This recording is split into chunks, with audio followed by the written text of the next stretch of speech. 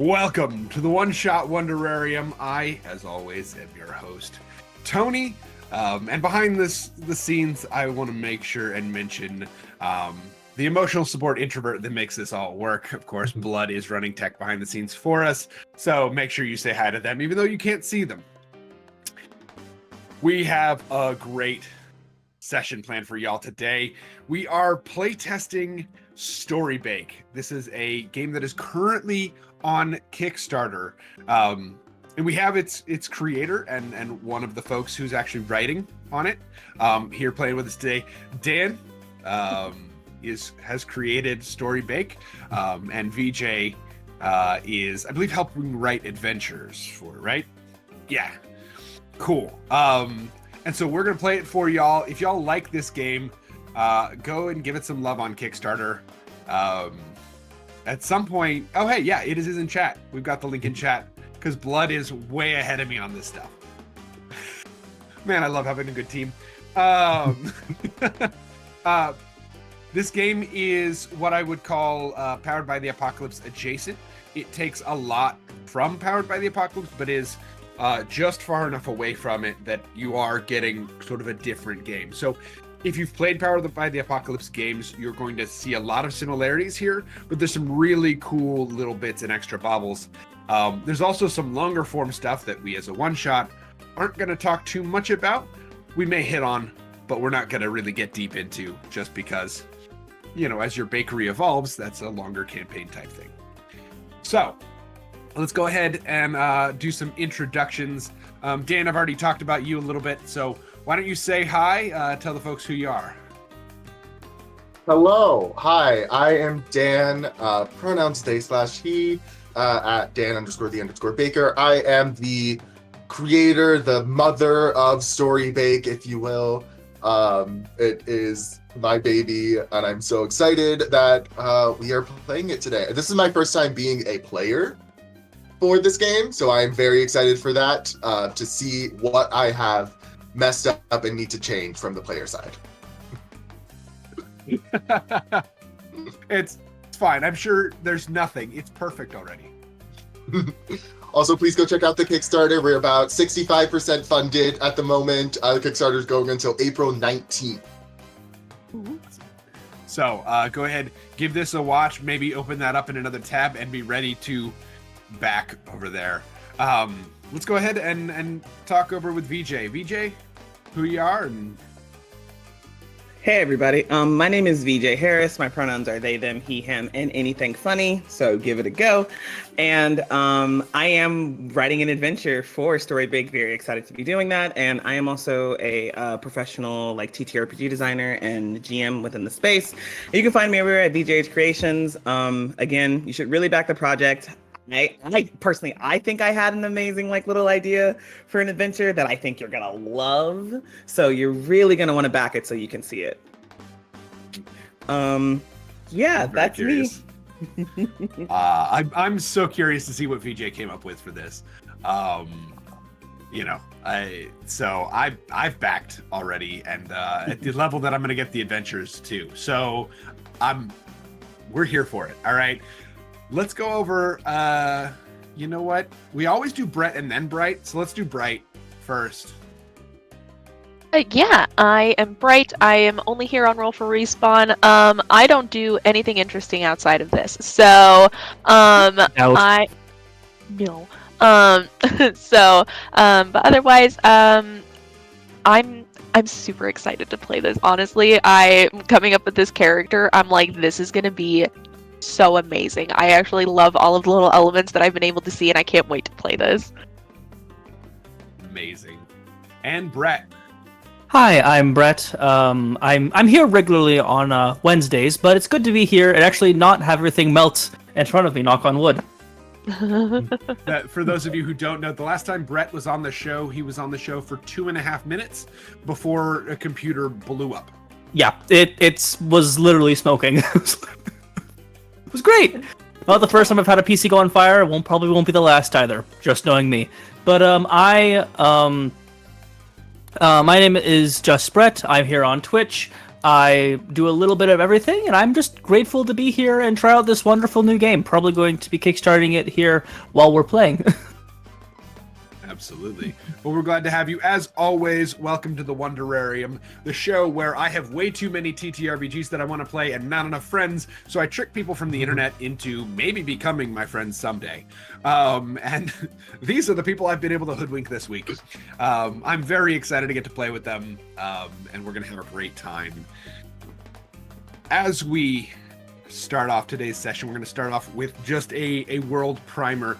This is a fantastical world full of baking, magic, and adventure. So the world is not going to be set in anything that you know. It may draw from fantasy, but it's something that we together as a crew have built literally in the last hour. So it's going to be a great time. I'm very excited for it. And we open on sun and waves. There is a beach. It is hot and humid. We're not yet to the full heat of summer, but we are in what I would call the sweaty days of spring, where the winds of spring blow a little bit and you get afternoon showers because of the humidity. You get a sort of tropical beach feel as we come up on an island. The island is extremely colorful. There are some very old sort of brick buildings, more of a like sandstony tan brick than like a redstone or a brownstone you might see in other places. It sort of matches the background behind or around the island. You can see there are, some different biomes, as it were. In the far distance, you see the sandy dunes of a desert. As we get closer, there is a heavily forested area.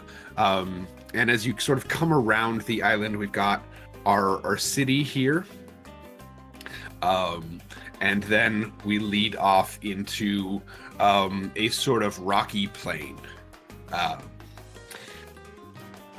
One thing, though, dominates the view outside of the island here, and it is a giant floating island.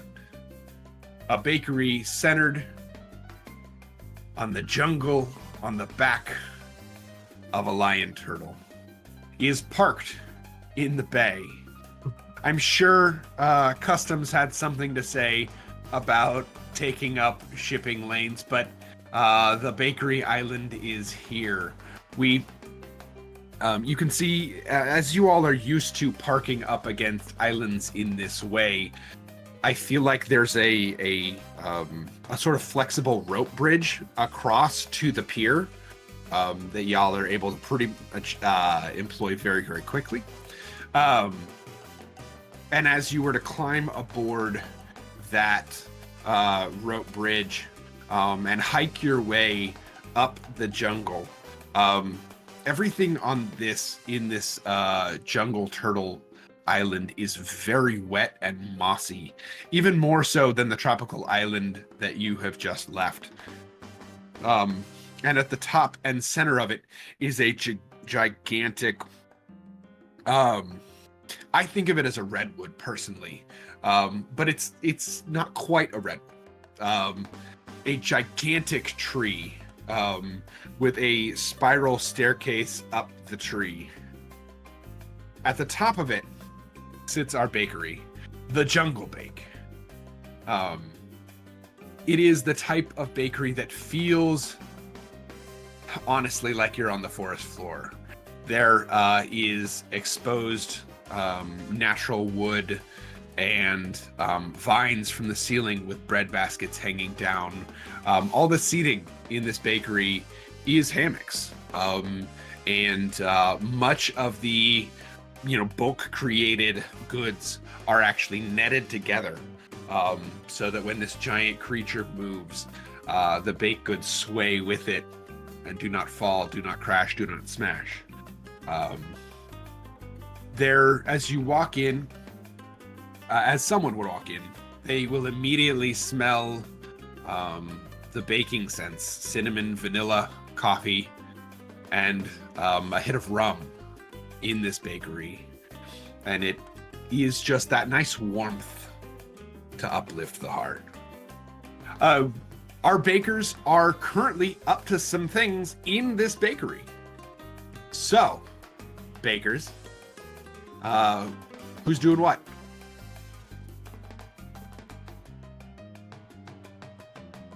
So I think Monty I think he's doing some organizing in the back a little bit, because the other bakers are a little bit messier than he would prefer. So he's making sure he has a label gun and is making sure everything is in its right place. And yeah, I think that's definitely he more of what he's doing at the moment. Amazing. So doing some labeling. Okay. And these are going to be, just to sort of set the scene, we are going to have the first rolls of the session be based on what we're doing here. And sort of how it's going to set the scene for how the people of the island have sort of responded to you all.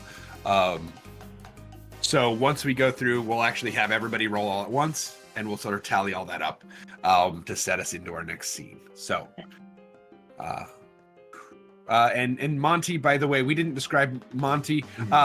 Monty is about 5'5", skin tanned from working outside, sort of has one of those faces that you rarely see crack a smile. And you think it may crack if it smiles a little bit more. And everything else about Monty is to the letter. Right? Their shoes have a perfect bow. Well, if their shoes tie, they have a perfect bow. I know lots of bakers, we talked about this, wear like Crocs and slip-ons. And we didn't talk about Monty's shoes, but... What are those? Even if they don't have laces, perfect bow. Exactly. Yeah, pants ironed, stark white chef uniform. Even though he's a chocolatier, not a drop of chocolate has landed on his jacket. That could be me. Couldn't be me. Me either. In real life, me either.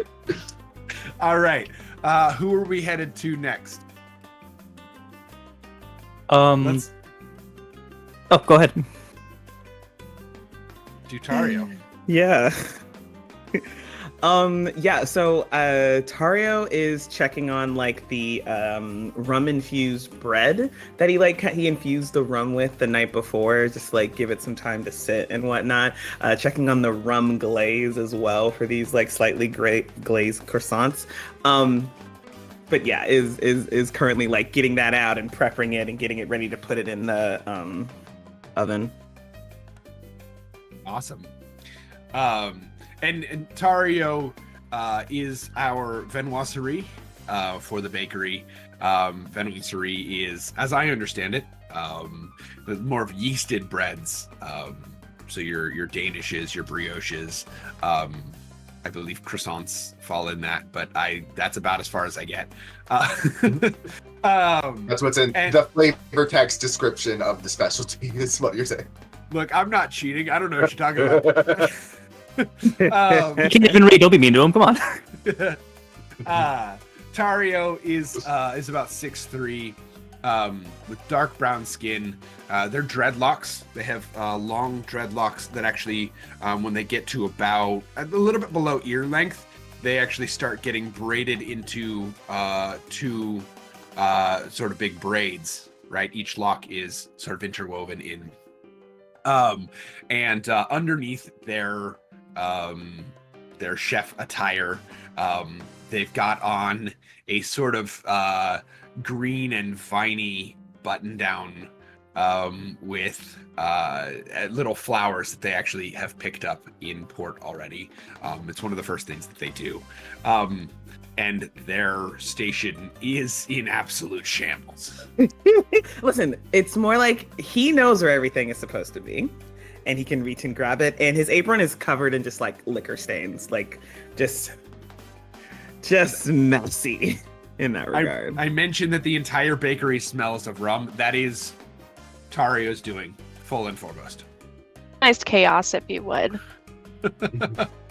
Absolutely. All right, who is next? Clefon is trying his best to be helpful, as he has transformed one of his large clay fingers into a knife after he had washed it, and it starts slicing up fruit so that way it can be prepared to be put onto the strawberry shortcakes and other kind of fruit-topped cakes he'll be making throughout the day, as he is a cake baker. He is just slightly stepping up, putting into the predetermined bowls, and then putting them into the fridge or the icebox, depending on what year this game takes place in. Just making sure that things are prepped, because he knows that Monty gets upset when things aren't nice and tidy when he walks into the kitchen. Go ahead. Cliffon is a 9.5-foot tall clay golem, just trying his best. In a space that probably isn't perfectly sized for him. Absolutely not. And Chiffon also has carvings from each of the places this bakery has visited in the time that they've been there. So etched onto their skin. Their clay skin. Awesome. And that leaves us with our bready, witchy last player. The camera sort of spins around, and in the back, I think the messiest of the bunch, wildly, not in the same sort of chaotic I know where everything is way, but much in the like cottage core, everything is jam-packed everywhere way.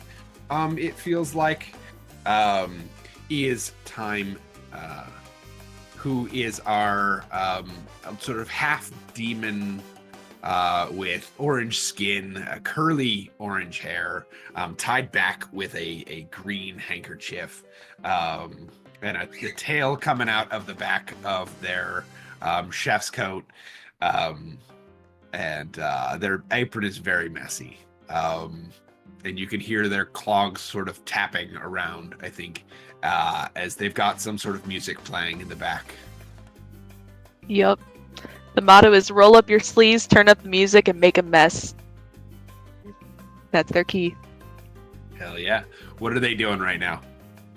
Right now, she is just kneading and beating up some dough. She's got some sourdough that she's prepping for the side for like the lunch rush to make, some fresh sliced loaves.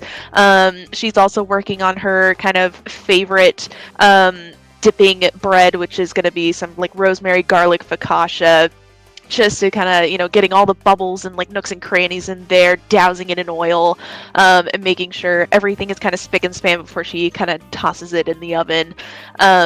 Just prepping everything so that way she is ahead of the curve, all while absolutely flouring her surfaces to make sure nothing sticks. Amazing.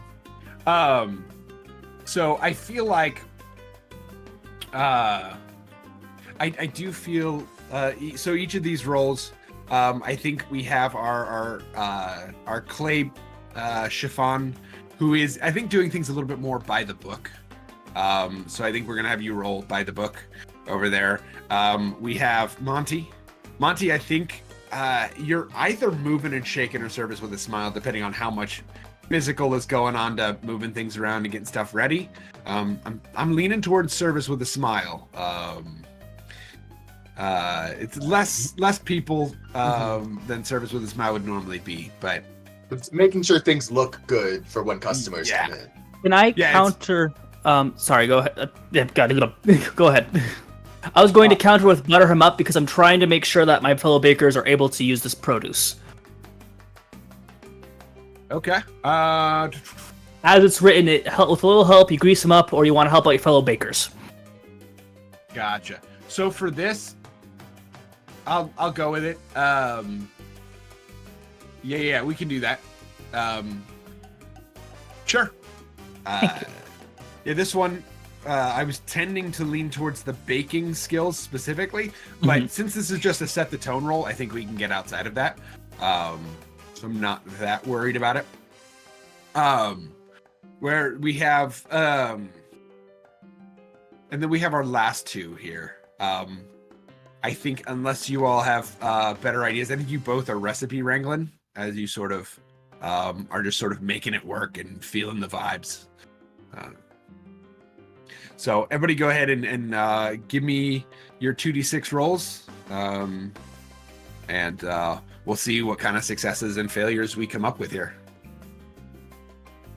My first ever roll as a player in this game. So, I mean, I think that's for all of you, but I'm the only one. I've also played this before. Snake, guys, snake, guys, snake.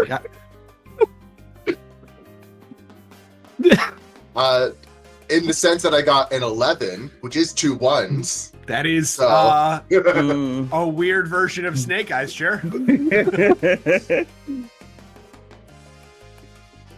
All right, what did everybody else get? I rolled 10. 2 5s. I rolled 2 6s for 14. Bakers. Matching you guys, I rolled 2 2s. Plus 2, which is 6. Oh, actually, what do I add for my roll? Sorry, I forgot to add that. Let's see. So you would add your spiritual. Spiritual. Okay, so that's an 11 total. Okay. And Snake Eyes. VJ, you do get a baker's dozen out of that. So there actually is some extra good that's going to come out of that as well. We'll touch base on that here in just a sec, but I wanted to make sure. And then Chiffon, what was your roll again? Using friendly frostings, anytime I choose a plus roll social when I roll to butter them up instead of typical, I believe it's spiritual for butter them up. Yeah, so I rolled a total of 6. Rolled a Even with total plus of 6. 2. Okay. It's all right. Everything's fine. Yeah. Well, the rest of you did great. Yay. And I am in the wrong document here. I'm just double checking the rules for Baker's Dozen. Because I didn't immediately have them pulled up thinking the first roll would be Baker's Dozen. Right? Yeah. So. For those wondering, a baker's dozen is just when you roll 2 6s. It's basically the story bake version of a nat 20. It's a nat 12, but it's you Yes. So just get a little extra. VJ, you have really 3 options. The fourth option is heal, and nothing's happened for you to heal, so we're just gonna remove that one now. You can give another baker a +1. You can add a +1 to your next roll, or you can gain an experience. I'm gonna give Chiffon a +1. Thank you. That brings Chiffon up a level. That's a great move. So anything 6 or below in this system is a failure. A 7 to 9 is a mixed success, and a 10+ is a full success. So Chiffon was sitting right at the edge of failure and mixed success, and we have bumped up just slightly. I think there is, as you're prepping things, remind me, how are you prepping things again?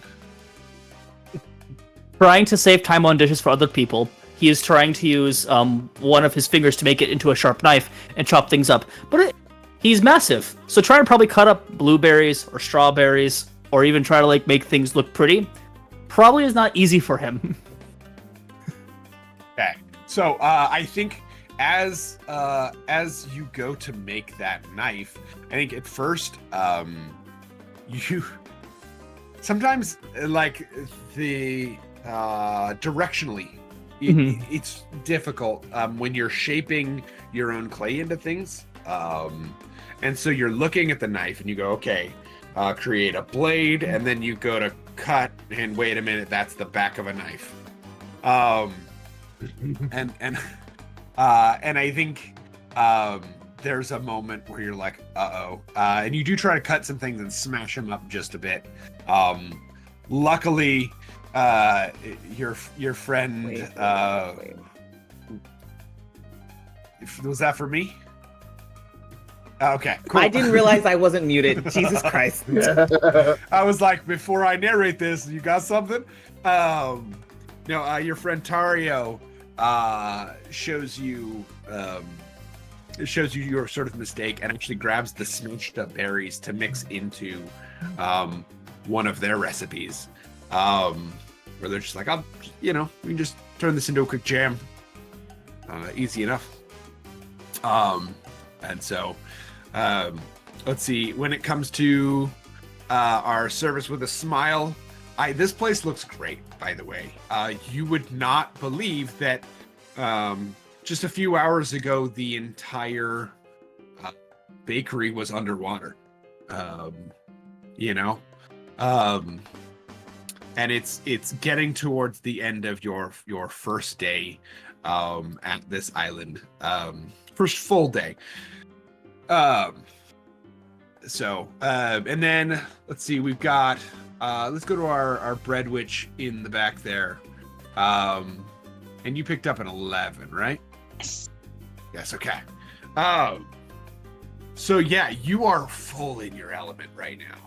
There is like a haze of flour, right? Like if we were doing this as a movie, we'd have that haze smoke spray throughout the room just as there's dust everywhere. But out of it is this beautiful batch of breads. And the sourdough even has an extra special little zing to it from your secret ingredient. Then, Tario, you are making up a batch of boozy treats. Mm-hmm. Rum-infused, rum-glazed croissants. Rum-infused, rum-glazed croissants. It's amazing. And they come off without a hitch. On the last batch, you decide is when you step over and help out Chiffon real quick. And you have kind of an idea that instead of a jam, you're actually going to chill these very slightly, these berries very slightly, and work them, dry them, and then work them in between a layer of the croissant. So there's actually there's like butter, right? The butter, the classic layers of the croissant, which had lamination. That's the word. The lamination of the croissant. I've watched a lot of great British baking show for this. Say it with the British accent; it'll help. We don't want that hate crime out here. My accents are not good. You try so hard. I did French once, and I'll never live it down. But anyway, so we in one of those lamination layers, you're actually able to sort of put this flat berry layer, so it becomes rum glazed, rum infused, with a little bit extra of a pop of fruit in there. And you think you may have hit upon a winner with that one as well. Amazing. As you all are in full swing,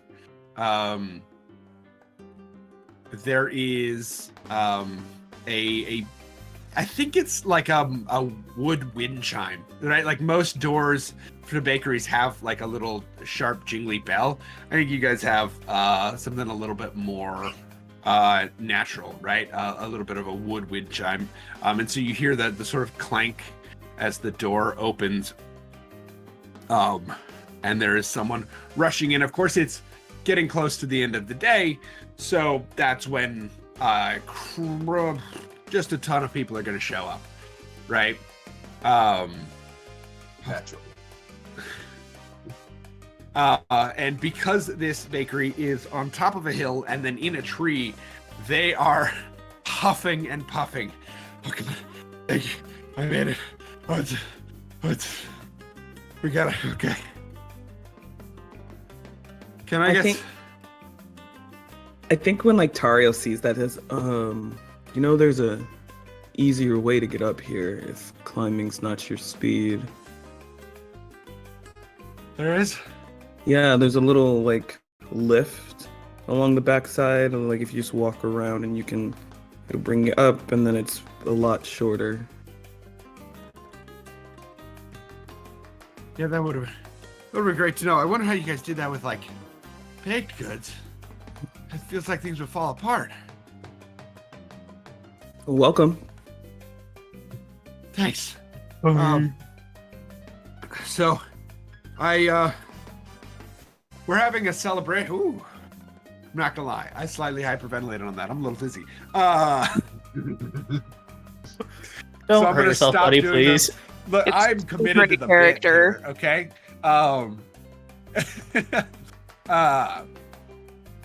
But they are they basically say, hey, we had some bakers here and we thought they were going to be here for a while, and then they disappeared, and then we thought, oh no, we are going to have the town celebration without any baked goods. That can't be good. That's the first time it's ever happened. And then you guys showed up, and so now I'm here because we got to put in a rush order. Okay. What you thinking about? So it's not what I'm thinking about. It's what the tradition is, right? So, the tradition is we make a tower. Well, it didn't start as a tower. It started as a hill. But each year we add a layer based on how old the town is. The problem is nobody thought at that point what we do when we got to this age of the town. The town's 105. We don't have anybody who can make something like that. So, I mean, you guys live on like a giant turtle or something, right? Like that's gotta be right. You see, Monty steps up and says, "So you're saying that you need something that is 105 layers tall?" Absolutely. And it can't all be the same color. I can do that. You can. Okay, can you do it out of meringue? I look at my fellow bakers. We could work on that. We could do that, yes. When you say not all the same color, like every layer has to be a different color, and if it's a different color, can it be different shades of a color? You don't have to have 105 colors, but you do have to have at least I think like 6. I don't. So we do have. I didn't know about the lift, so I didn't get to bring them. But we do have the town's oldest member, who knows a little bit more about all of the details in this process and like how to get things done. Because there's some extra stuff in this. God, sit down. Do you want a drink? Yeah, I can make you a sandwich. We only have alcohol. We don't only have. We have cocktails. We mostly have alcohol. Like, kind of turns. Why do you always tell them that? Of course, we have non-alcoholic drinks. We have water, and everything else is alcohol. We have mixers for the alcohol. There's juice in there somewhere. I make good juice. I would just take some water is okay. Just some water is fine. That's maybe some juice next time. But all right. But there's a town elder who knows this whole process. She's been overseeing it for like 50 years now. But it's got to be more than like 5-6 colors. But Doesn't have to be 105 colors. They just can't be touching for some reason. They've got to be sort of alternating. Which you could, I guess, do with like 2 or 3. But it'd be kind of, you know, people like the craziness of it. So it needs to be variety focused. Yeah, Okay. absolutely. And then it has to have meringue. It's got to be, yeah, it's got to be meringue. It doesn't have to be egg meringue, but it's got to be meringue.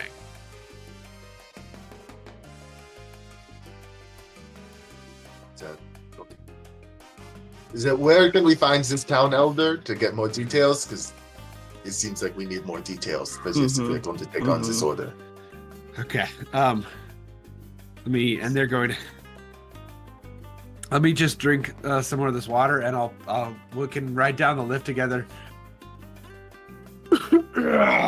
Woo. Sorry. Are my lungs. you hungry? man.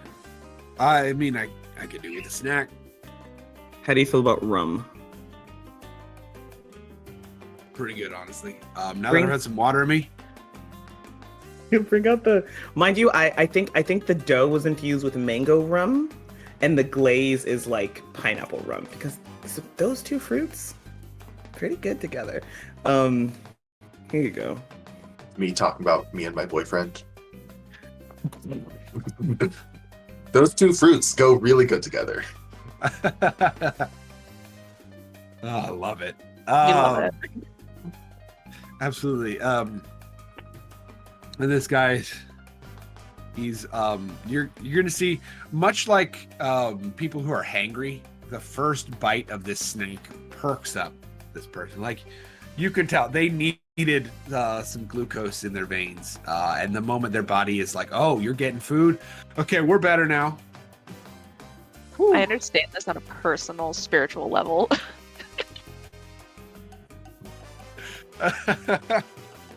I have no idea what you're talking about. This doesn't draw from real life experiences. Like, okay. Yeah, I mean, if we're not hiking all the way down, we can start moving now. Yeah, but so, and they're gonna, where's this lift, by the way? Would we go into a lift? I think it's like to the left. Yeah. There's a sign that says elevator. Oh, okay. Yeah. All right. Moving too fast to read. Understandable. That is fair. Yeah. So let's head down on this lift, and if you guys are following, they'll head down the lift, and they'll talk a little bit more about the town, which we're gonna call Santa Ana, because that's the name that popped into my brain first. So, built a world, forgot to name a town. Here we are. So, right. It would be like that. It do be Santa Ana celebration. The town elder, name's Marjoram, and she used to oversee the baking of all of this. And there's some like weird tradition-y stuff in it. I don't really I just enjoyed the meringue, and they wanted me to run fast because, like, you guys close in a couple hours, and also the toll shop was underwater this afternoon when I tried to come the first time. It does that sometimes. Just need some soaking time. Between like sweet and sweet 30, it's The total gets a little overheated in the mid-afternoon sun, so yeah. A little like siesta. Yeah. Wait. Okay. But yeah, so they were a little bit worried that y'all were going to close. We have already got a rush order, so we can't make it a rush order, right? Okay. So, if we go, you go down our main pier road here. and then up and to the left. She's got literally in the town square, it's mostly businesses, and then there's one like rickety old house. That's her house. Everybody else sold like to companies and stuff. She's not moving. So she's still in there. Yeah. I respect that. Right? I mean, if you're comfy, why let anyone get you out of your way? Mm-hmm. Exactly. Exactly. What's your stance on balloons?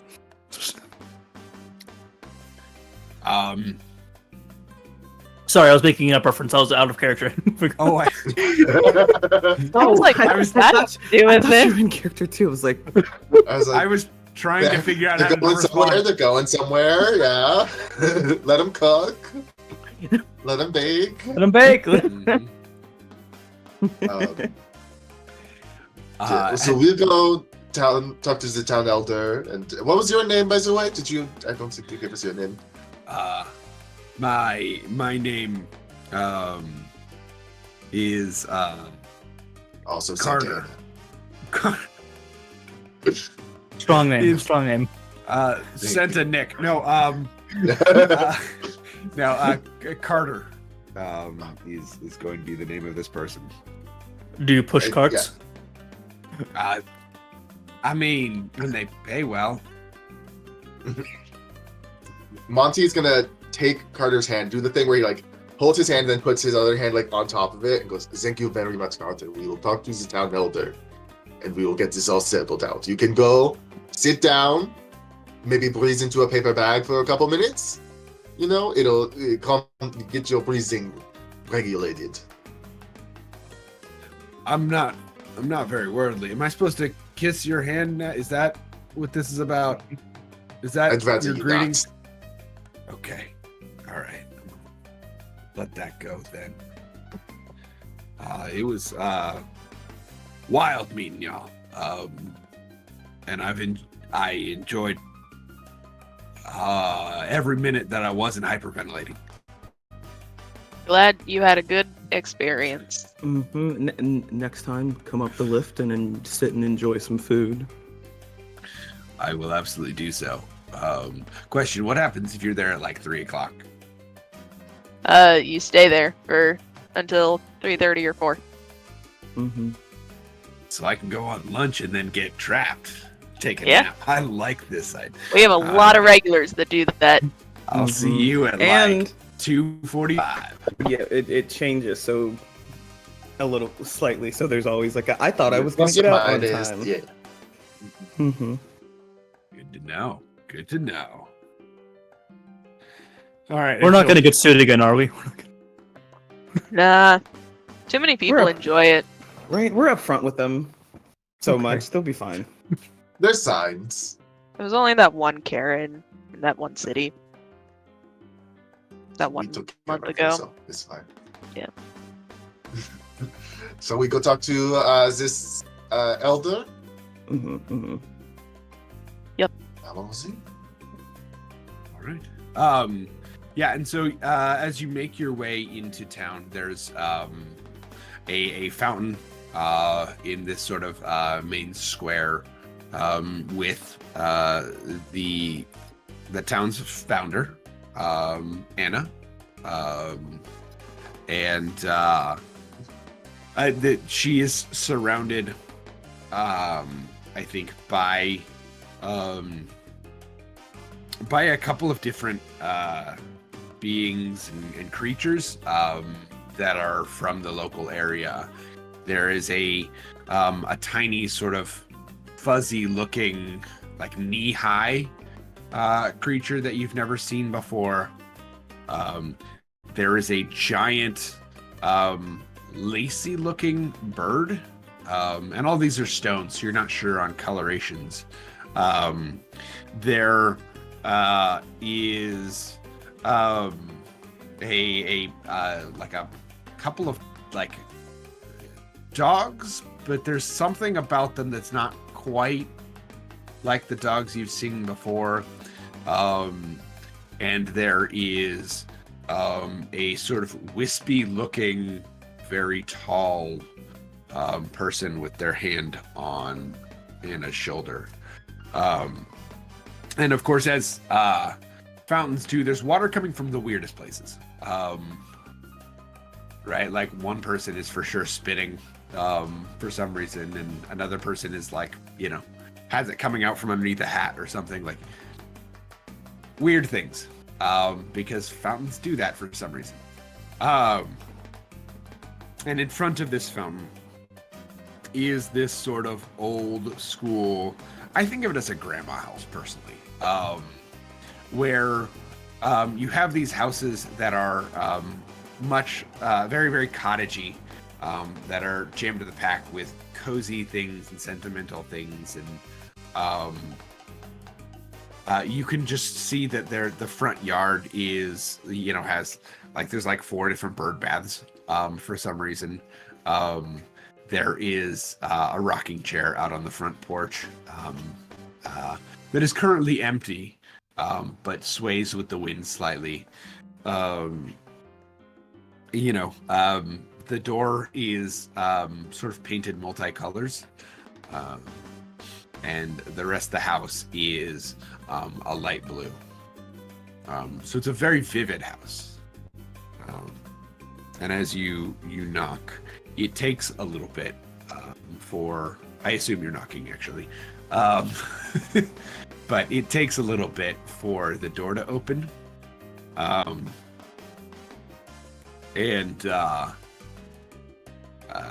There is this very hunched over older woman.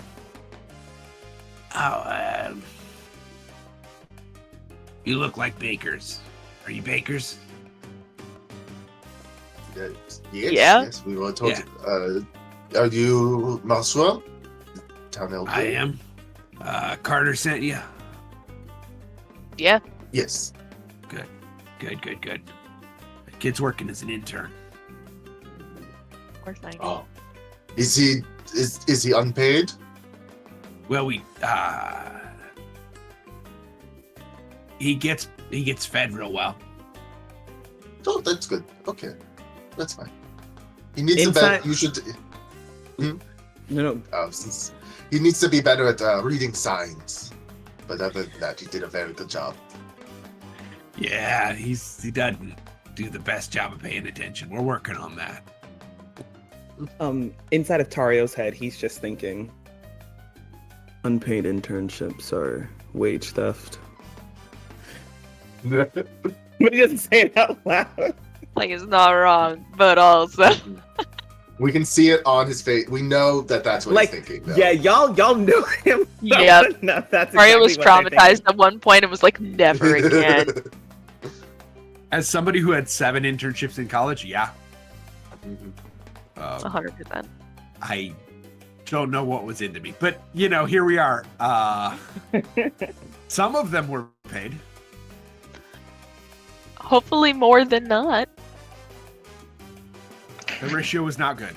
Anyway, That look, Tony. it's fine. Everything's fine. I learned quite a lot, I guess. Paid in knowledge. Yeah. Anyway. So we go alright. inside. Yeah. And you can see there are pictures of Marjoram who, people tend to get hunched and smaller as they get old. That is not the case for Marjoram. As you see pictures of Marjoram, you actually see Marjoram has a picture of herself with every celebration cake or every celebration meringue. And you can see they must have the camera placed in the same spot because it's nearly the same picture, but the meringue grows just a little bit each year and Marjoram stays exactly the same. And so there's gotta be about 100 of them. It feels like a lot. You were told she oversaw at least 50 years. I'm sure there were a few years before she started overseeing them. So somewhere between 70 and 100 of these line the walls, and they're actually in sort of a chronological order, so you can actually see the Merengue Tower grow. That's kind of a cool graphic you got there. Well, when you devote your life to something, helping make this town run smooth, you get a few mementos, I guess. It's bad luck not to have Merengue at this celebration. You understand. The people here will not like if we can't get this done. Has there ever been a year where there was not a Merengue Tower? There have been not in memory, but the reason it's a thing is year 4. Right? They did the first couple of years of the town, and then someone threw a fit about all the hoops and hooplas related to this, and so one year they didn't get one done. I don't know, y'all are new to this area. I don't know if you've heard of the Great Merengue Famine. I believe we have, but that sounds so awful. It was not good. Set the town back quite a while. People died. Drastic. So this is bad, serious. Okay. We absolutely are very serious about this meringue. Okay? There is there's things you can wiggle with, but there's things you absolutely cannot. Okay? Let's start with the things you can wiggle with. All right. You can make this meringue out of egg whites. You can make it out of like an aquafaba. All right. So you can go vegan if that's your style. I don't know you. Some people like it better that way. All right. That doesn't change the luck. If 2 colors are touching, the luck starts to turn. Okay. So it's got to be enough colors, but the colors aren't touching. It's the same colors touching. Yes. Then it started its first that we got the wind spirits of the Merengue Desert to help us whip up the meringue. At 105 layers, if you don't have the wind spirits on your side, that thing will collapse.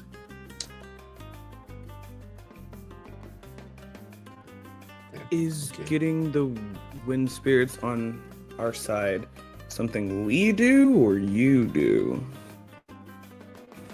Or both? Delegated. You think I'm traveling to wind spirits? You look rather spry. I can see it. Wouldn't wind spirits travel on the wind? You'd think so. No. A lot of times they like bikes. Like the bicycles? They got a thing for it. I don't know. Sounds French. Seems That's a at little least out of my when they visit, which is almost never. Haven't seen them in a while. So, okay. So I think first things first, we should probably go find these wind spirits and make sure they're on our side, because otherwise, we have a No lot point more. in point in starting yet. You could. The wind spirits tend to be in the caldera on the far side of the desert. Okay. How far is that from us? It's like an hour train ride.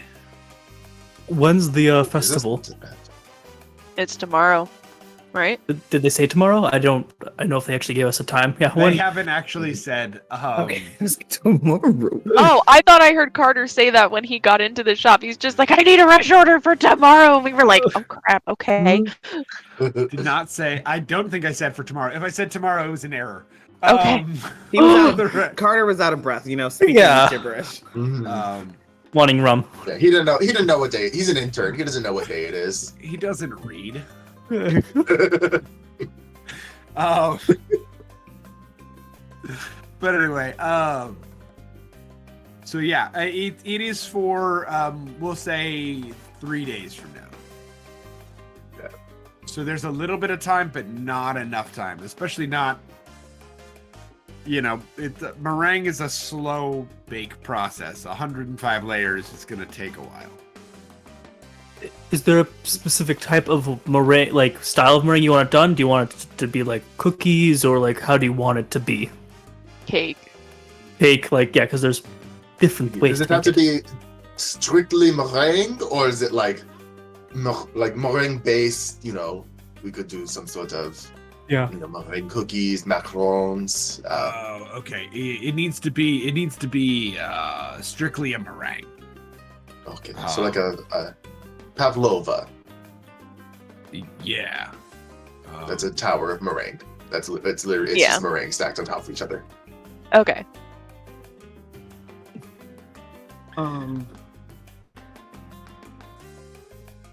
No other restrictions besides that.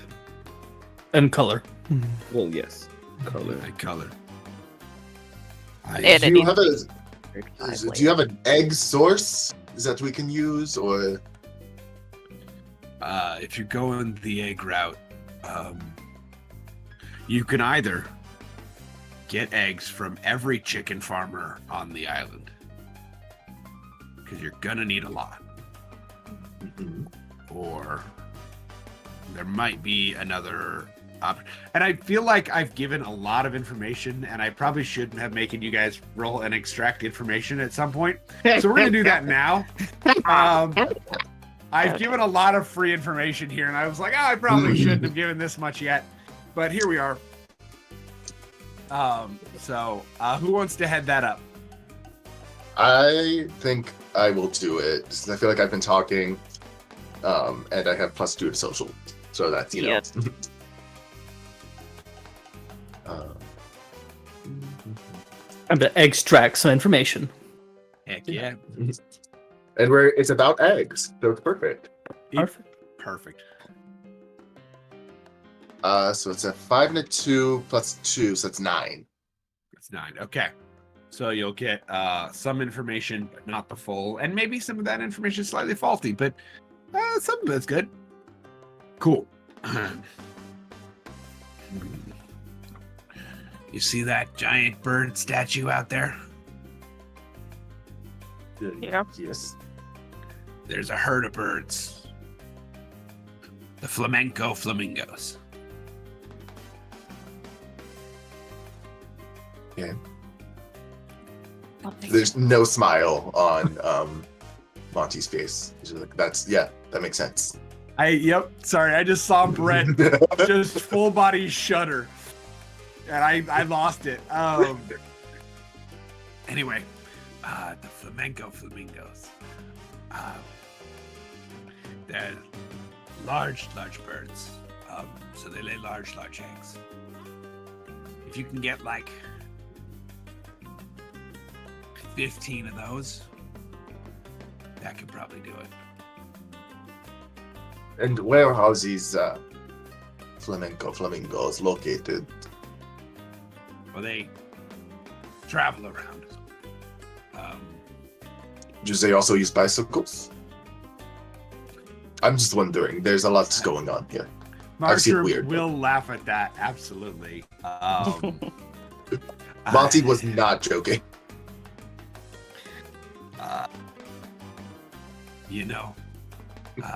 It might be easier if they did, because bicycle tracks are easier to follow. No, usually what I do is I take the train,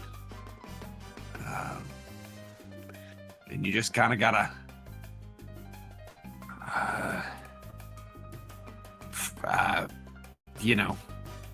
find them. I don't know. They're a herd, So if we just like round them up and just like get what we Squeeze the need, eggs out of them. yeah, just I mean, they've got really strong legs and some good kicks, so you might watch out. Are they protected by the wind spirit? No, they're not protected by the wind spirits.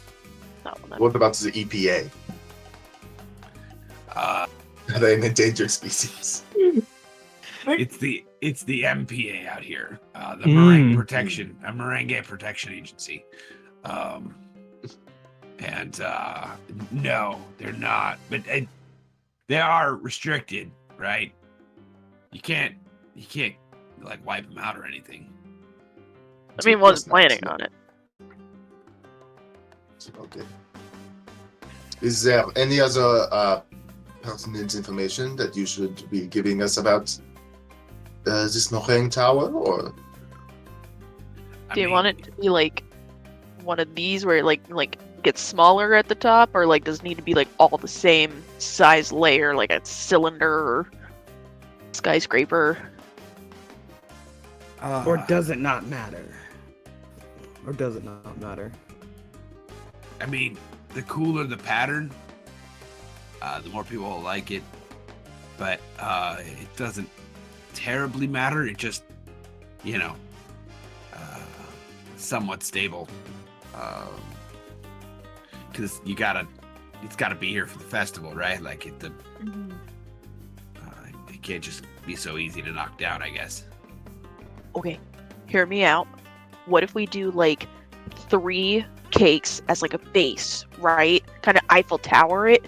And so we'll like have 3 cakes as the base with like multiple layers on those, and then we, like have another, kind of like 2 layers that sit on those, in like an adjacent triangle kind of way, and then we kind of stack it up like that. So that way there's 105 layers, but it's not so unstable that it's like taller than chiffon, You guys are the bakers. I'm slightly suspicious that your way of making it more stable was to make it taller.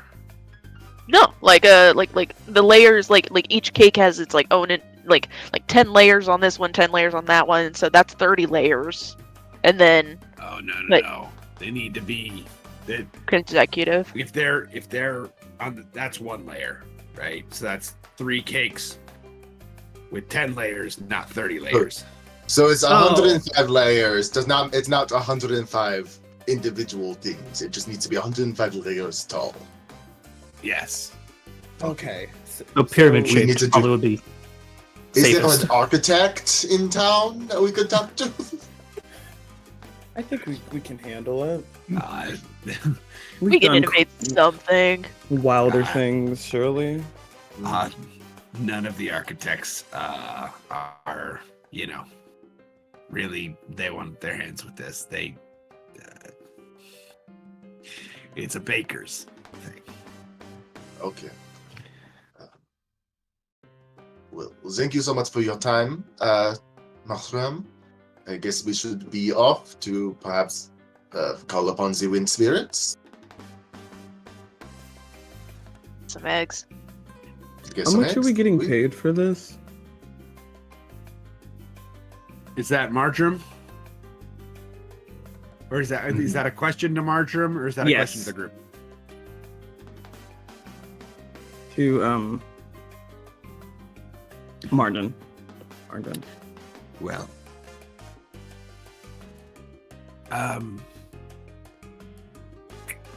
you will be paid, we'll say handsomely. All right. Lots of ingredients as well. We have fruitful years. We got extra. All right. And like I think it was very clear when he asked, wasn't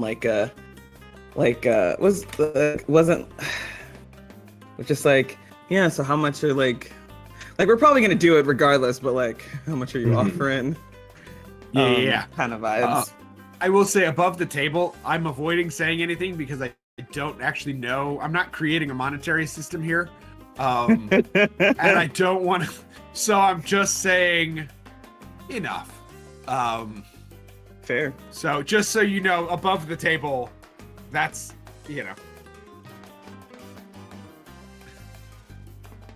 Aye, aye, Captain. Should some of us try to head home with the produce that we have already so we can get some of the layers done beforehand? Like, what if we're all needed to deal I was with about to say, I the think this is all hands on deck. wind spirits and the birds? Mhm. Teamwork makes the dream work, as they say. Right. Just a lot of layers. A lot of layers. We're gonna have a long, sleepless couple of nights probably, but we can get it done. That'll be fine. It's nothing we haven't done before. Mhm. You're not wrong. So we've done some stuff. We've seen some shit. Anyway, Mostly baked it, but yeah. all right. Bad. No. So, I think very soon after this, and Marjoram will point you in the direction of the train, by the way, just so you know. All right. I guess we start heading there.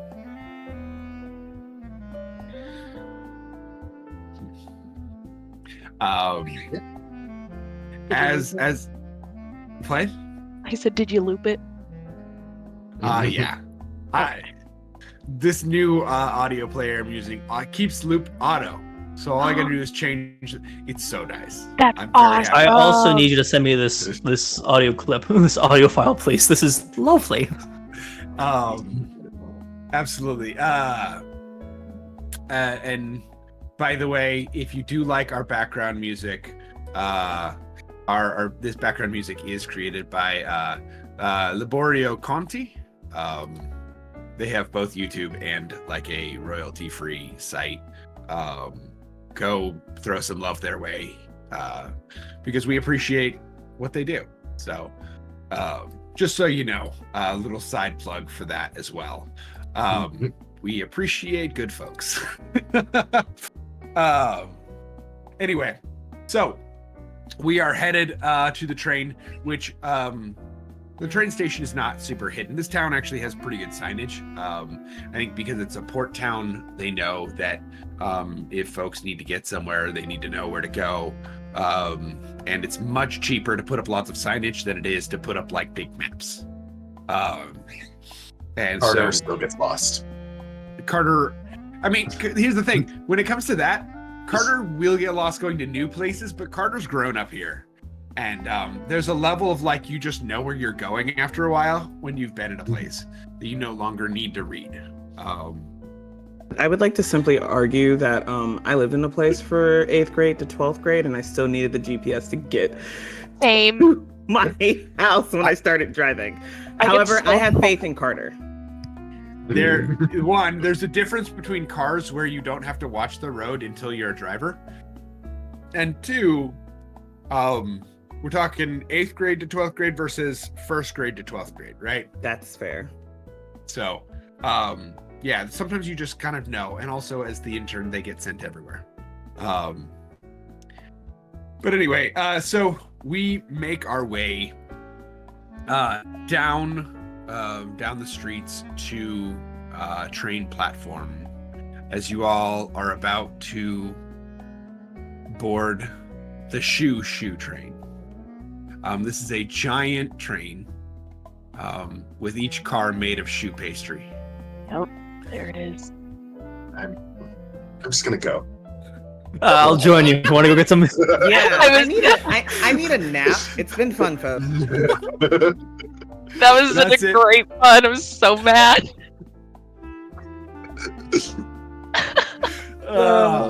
Should we take a break? Should this be the break? No, I want to get on the train. I want to get on the shoo train. Is it like a bunch of eclairs just like lined up next? Basically, Eclairs with wheels. Yeah.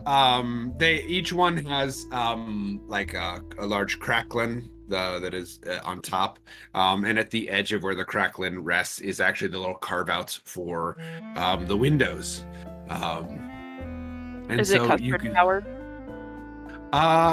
you don't quite know what is powering the engine. but you assume that custard power would sound a lot wetter than what this sounds. But it is putting out a nice, like, a puffy white cloud of steamy, smoky something. So, all right. We're going to take the shoo-shoo train across the island. Honestly, the shoo-shoo train was just a good bit. So we're not going to spend too much time on it. Great bit. Are there no pamphlets with the lore of the train? I had to. It was there were a group of architect/bakers who created the shoo-shoo train for the Merengue people, and it's pretty awesome. There's a lot to know about it that you're not going to get to hear here, but there's a whole story. Dan, I'm sure, will write it. No, BJ, you got an idea for your next adventure? Okay.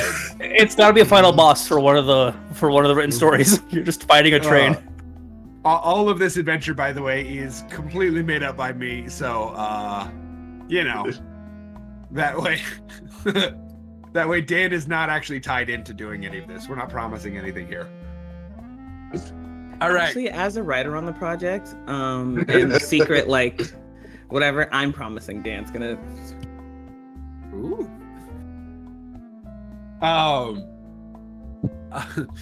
Train heist using a shoo-shoo train. I can see it already. Anyway, so yeah, we ride, and you can see the landscape of the land change. You can see we start in the city on the edge of sort of a jungly forest. And you can see that turn into like a rolling plain, and then very quickly the grass starts to die off, and the rolling plain turns into dunes. And you actually are able to see. You know what? Let me see what roll I want to do for this. I'm gonna need a roll from everybody. Do I know what it is yet? No. But the good news is, y'all can just all roll 2d6 and I'll tell you what to add.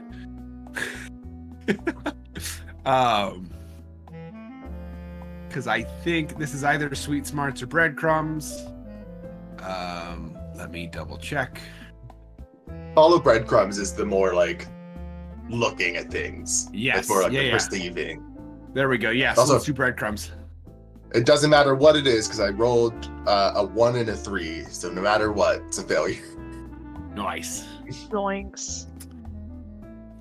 I get an experience point though, so I'll take it. So I have a thing called croissant savants.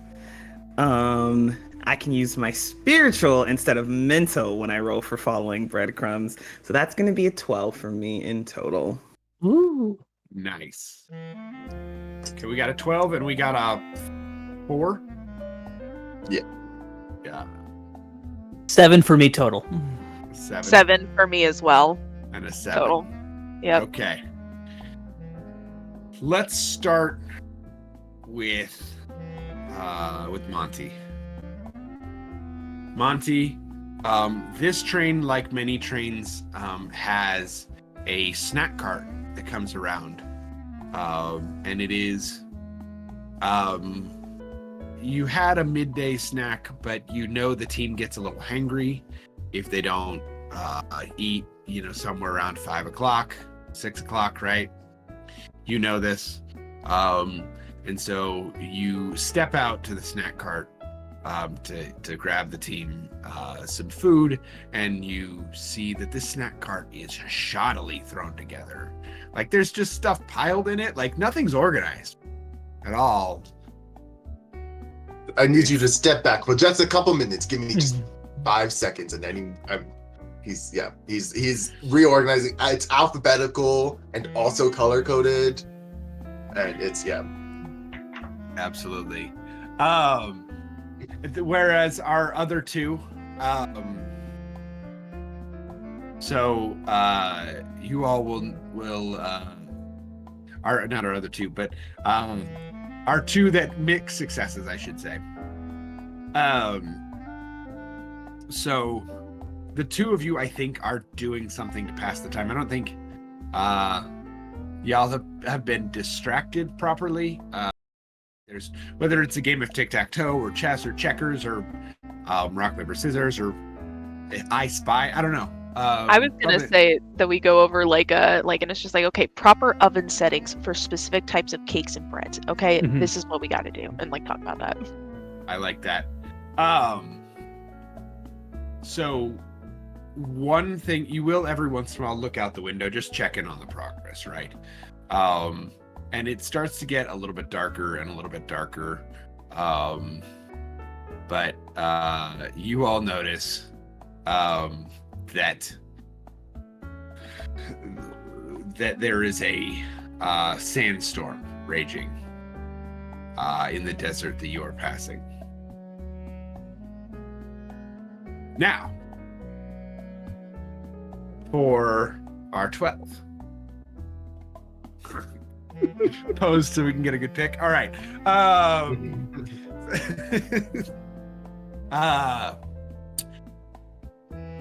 You actually notice, obviously, you will see the sandstorm, but before that, your attention as you are watching, because you didn't have great instructions on how to find these big birds, and you know there's got to be something that they're doing. Gotta go to Sesame Street. Yeah. So they've got to be doing something, and maybe if you see lots of land on the train, you can catch a look of them. And you do actually catch a small pack of them. It's not a herd, you would call, but there is a small pack. And you can see that they are surrounding a very unique cactus. That cactus is actually purple. It is purple with bright yellow flowers. So, shortly after that, though, you hit the sandstorm. I think. And you go ahead. Tario, like, immediately. I see the birds we're supposed to find and a weird cactus. What kind of weird cactus? He'll describe the cactus. That is a weird cactus. Mm-hmm.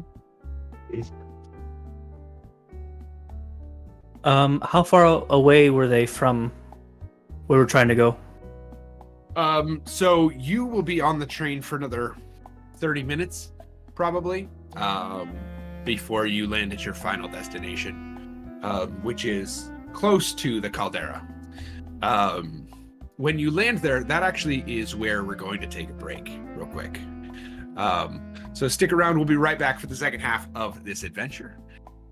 We'll be right back, y'all.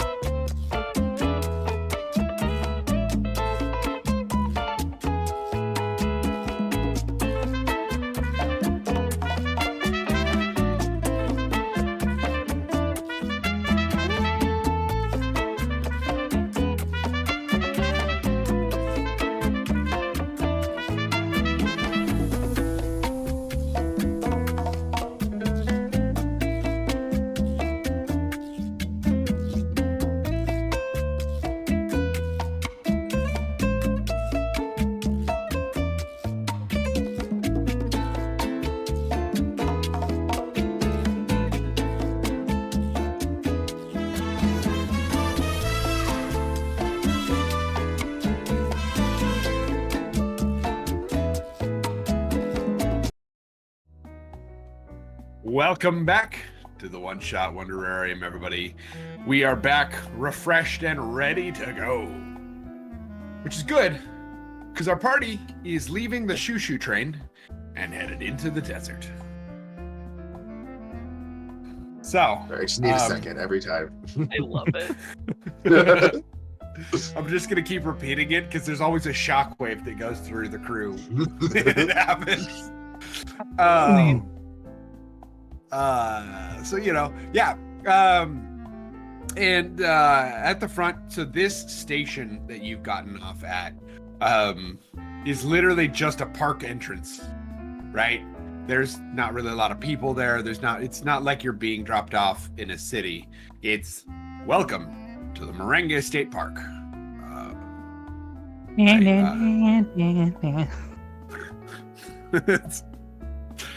Now including giant birds. Which are just dinosaurs. It does say there are like warnings on it, like, hey, make sure if you're packing in, bring water. Make sure you got supplies. Be wary of wildlife. Land's not patrolled, so you're at your own. Yeah.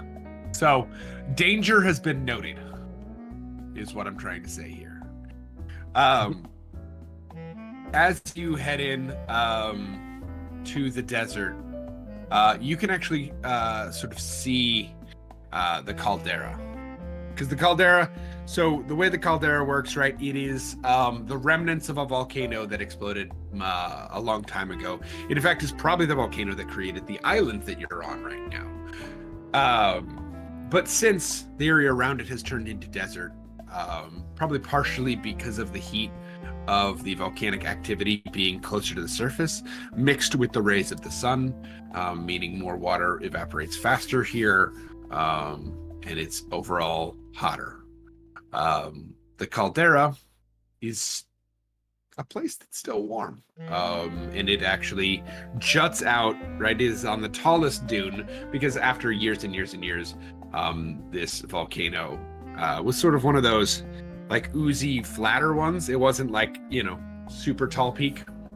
And so it only pokes out a little bit. It doesn't poke out, like a massive mountain on the island that you can see from any space. So yeah, y'all set to hiking.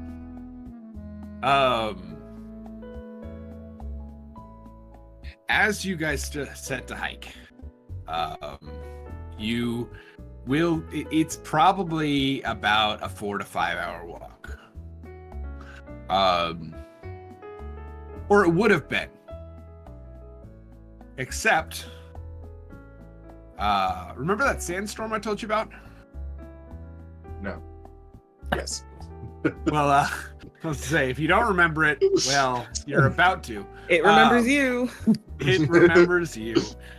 It does sweep across the land where you're at, and so it's nearly impossible to outrun a sandstorm when it's up to speed, right? So it will shortly overtake you all. To make sure that you stay on path and end up where you need to end up, what are y'all gonna do to address this hazard?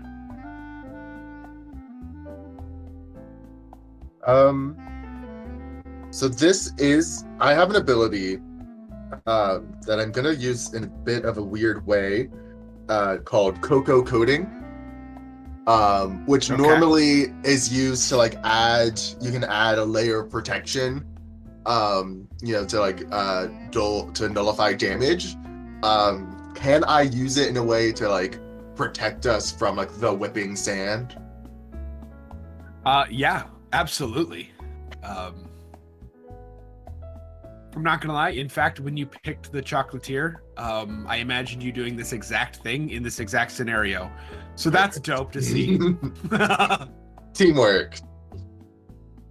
So yeah, but I do think to see the efficacy of it. So I don't think it may not be perfect. but to see the efficacy of it, I think I still want to get a roll. Actually, no. We'll do that. That's gonna provide a benefit to you all, and also make sure that you guys don't lose health. But navigation is still the big thing. Sandstorms are going to obscure your sight. VJ is ready with something over here. What you got, VJ? I want to take a whisk and do something dangerous, and like, this is me canonizing this is how this works in the world. I'm like remembering, okay, if you dig in and bury yourself up to your like right above your waist and just keep facing, the sandstorm won't throw you off. I mean, more than likely it won't, and then we can know which way we're supposed to be going. So he's just digging his way through, taking a risk that this will do the job. I love this so very, very much. Let's go for it. Give me a take a whisk roll. Mind you, if this goes bad, something very bad can happen. That's what it says.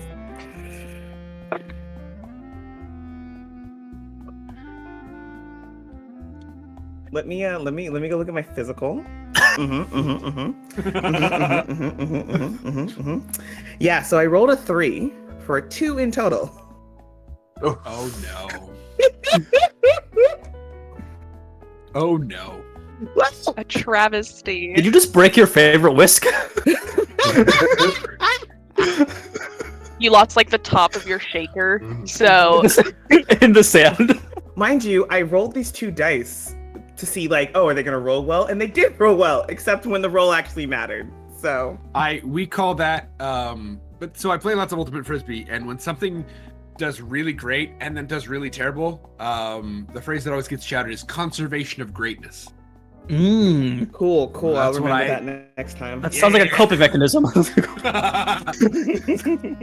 It's also a little bit of like laugh at ourselves. We looked great and now we can't walk straight or something, like, because sometimes you're so good at something and then you fail miserably at basic stuff. Okay. Well. Question for you, I guess. Here's the true question of this all. Are you just burying yourself, or are you trying to convince everybody else to bury themselves? Oh no. They're just like, he'll be shouting, hey, this is what I heard you can do. But he's like doing it to himself, because at the very least in his mind he's like, I know this is gonna work. So if anything else they do doesn't work, we at least have this. Okay. Did he drink some cactus juice? Is this the issue? This is was not He didn't line up issue. cactus. He had a couple of shots of the rum. Can I also had a thing. Okay. Because he's so large, I have a gift called Spongy Layers. So I take +2 protection from minor damage. So if they just stand behind me and like we can do a line, like he'll just extend his arm back and they can turn it into a rope, basically, so they all can hold on to it. He can kind of press forward, and if they stay behind him, they should be fine, because his core is an oven. So he's at least as wide as like a regular size oven. sure. So that is much like what the chocolate shield around you all is doing right now. Mhm. So it's sort of the same type of thing. It doesn't quite help with the navigation problem, though. And that's where Tario was trying to solve. Here's the problem, Tario. As you dig down and bury yourself, 2 things happen. At first, you think that the ground is just very, very warm. Once again, this is a desert that has volcanic activity underneath it. But then as you sit there, your legs and feet start to tingle. And then they start to hurt in small little jabby ways.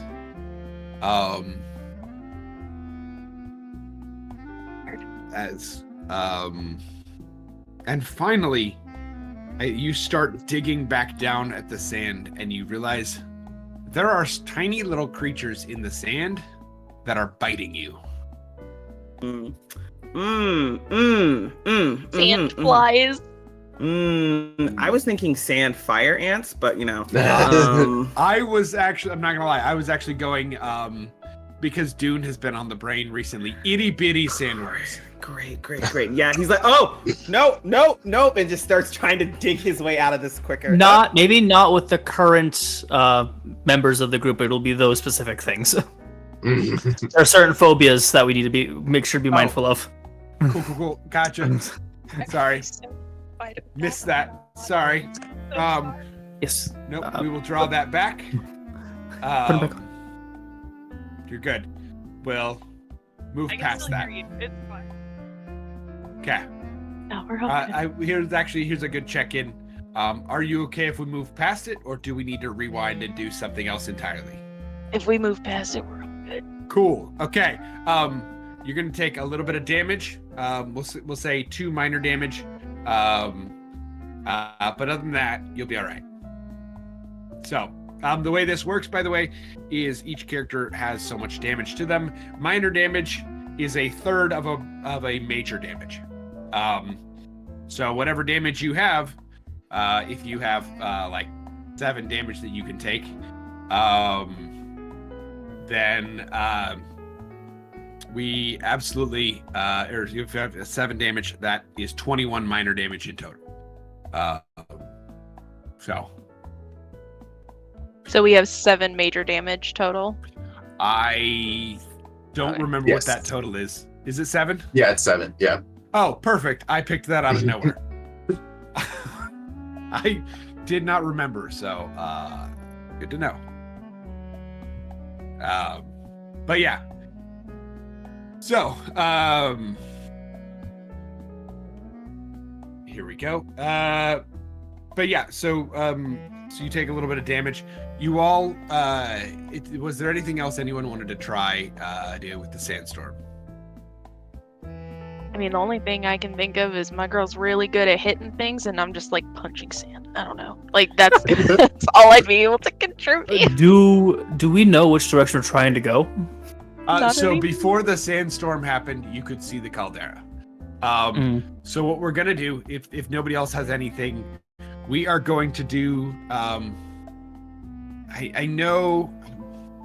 I'm thinking sweet smarts because it's less observation and more remembering the direction here. So I'm looking for someone to head up a sweet smarts roll. I can do that.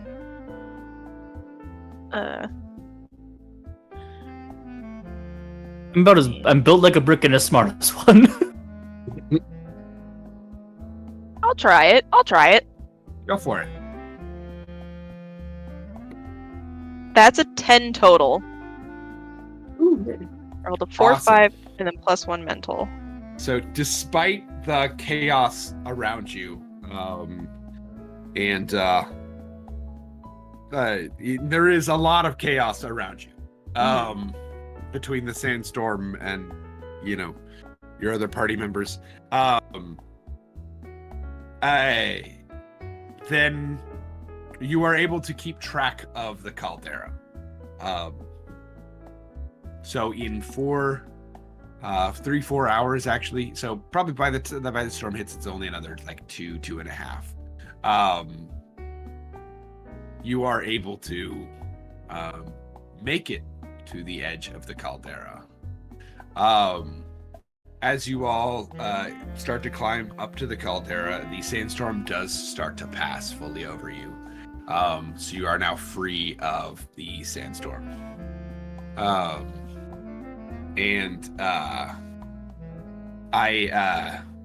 you get to climb up the side of this caldera,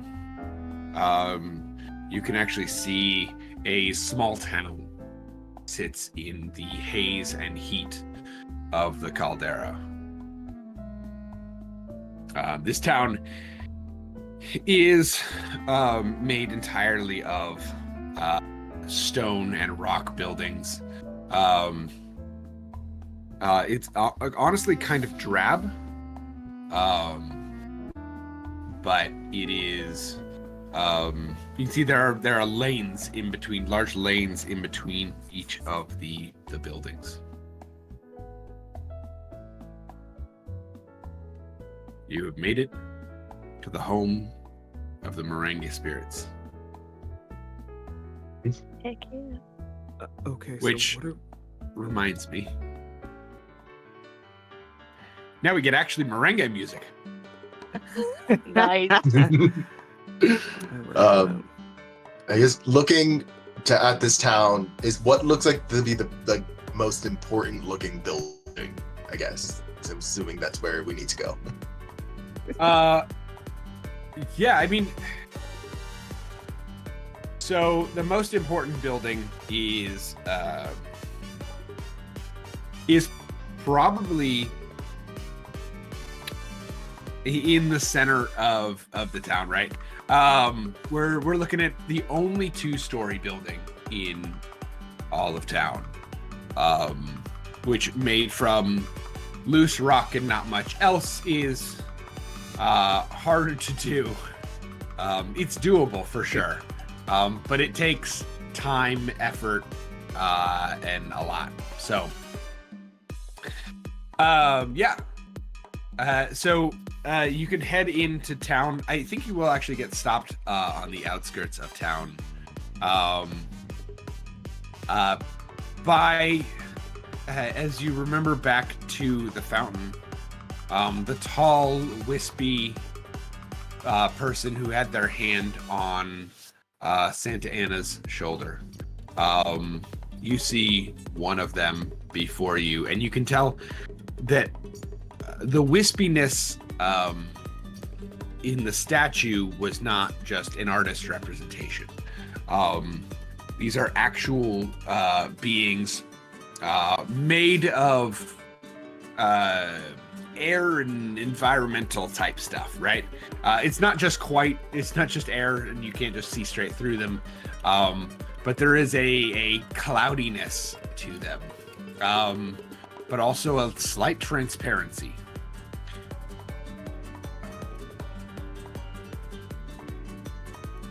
Hello. Hi. Are you lost? No, we're No. exactly where we want to be. You are exactly where you want to be. All right. Where's that? We are here to get some help from the wind spirits. You want help from us? Yes, I mean- or we come from Santa Anna. Oh, you come from Santa Ana. Can you fix bikes? Yeah. Perfect. So you're the bike people we sent for. Great. Love that. No. Finally. We've been waiting. You not the bike people? I mean, I know how to fix a bike, but we are not the we are the baking people. You're the baking people. Yeah. Do it. And the yearly trek that the town makes for cake. Yeah. We sent for bikes weeks ago, and they didn't do nothing. I mean, I can help with the bikes if you're able to help us with the cake. You got ingredients? We're working on it. Do you have bike parts? I mean, we've got broken bike parts. So there we go. We're both in the same boat. Except we sent for bike people who were supposed to bring the parts. Yeah. We did not get that. There was no mention of that. But if we can fix your problem, you'll help with ours. Probably, yeah. I mean, we're generally pretty good with stuff. Thing we do every year and whatnot. You guys got Is to pass there me a tests, way- of course. I mean, can we change that probably into a definitely? Wait, test? It's Yeah. not written, is it? And nah, it's not red. But like I said, if we're gonna make, I assume you're talking about the meringue stuff that they do every year, right? Yep. Mhm. Yeah, I mean, you actually need the meringue. Like, we'll make it here with you. Okay, so we need to get the eggs first, then, is what you're saying. That probably would be helpful. But also, if you can fix our bikes, maybe, you know, we can work together a little bit. What's wrong with your bikes? Well, I mean, it's just, we're out here. We don't really have a bike mechanic. So like different, one's missing one has a chain issue. One has, probably needs like some oil. You guys got oil on you? Do I have chocolate? Baking oil. Olive oil. We can give that a try. See if that works. Sounds good. I don't know much about oil. We like to bike, you know? Show us where these broken bike parts are, and we can see what we can do. Absolutely. So yeah, they'll take you to behind the second story building. There is a pile of discarded bikes that have all been slightly destroyed in one way or another. Can you tell us how these got destroyed? I mean, it's wear and tear, right? Like, you ride a bike through the desert and accidentally hit a cactus once in a while. You know. That is not a relatable experience to most people. It is for us. You know, No, their cultural differences can be just a mile apart from each other. Same goes for biking differences. I mean, some things are just wear and tear too. Like, you know, it's sometimes you go to race your friend and a pedal snaps off or something, right? I think we need to get you better quality bikes. You got better quality bikes? We'll take those. It was not us specifically. We'll talk to them. We can try. I mean,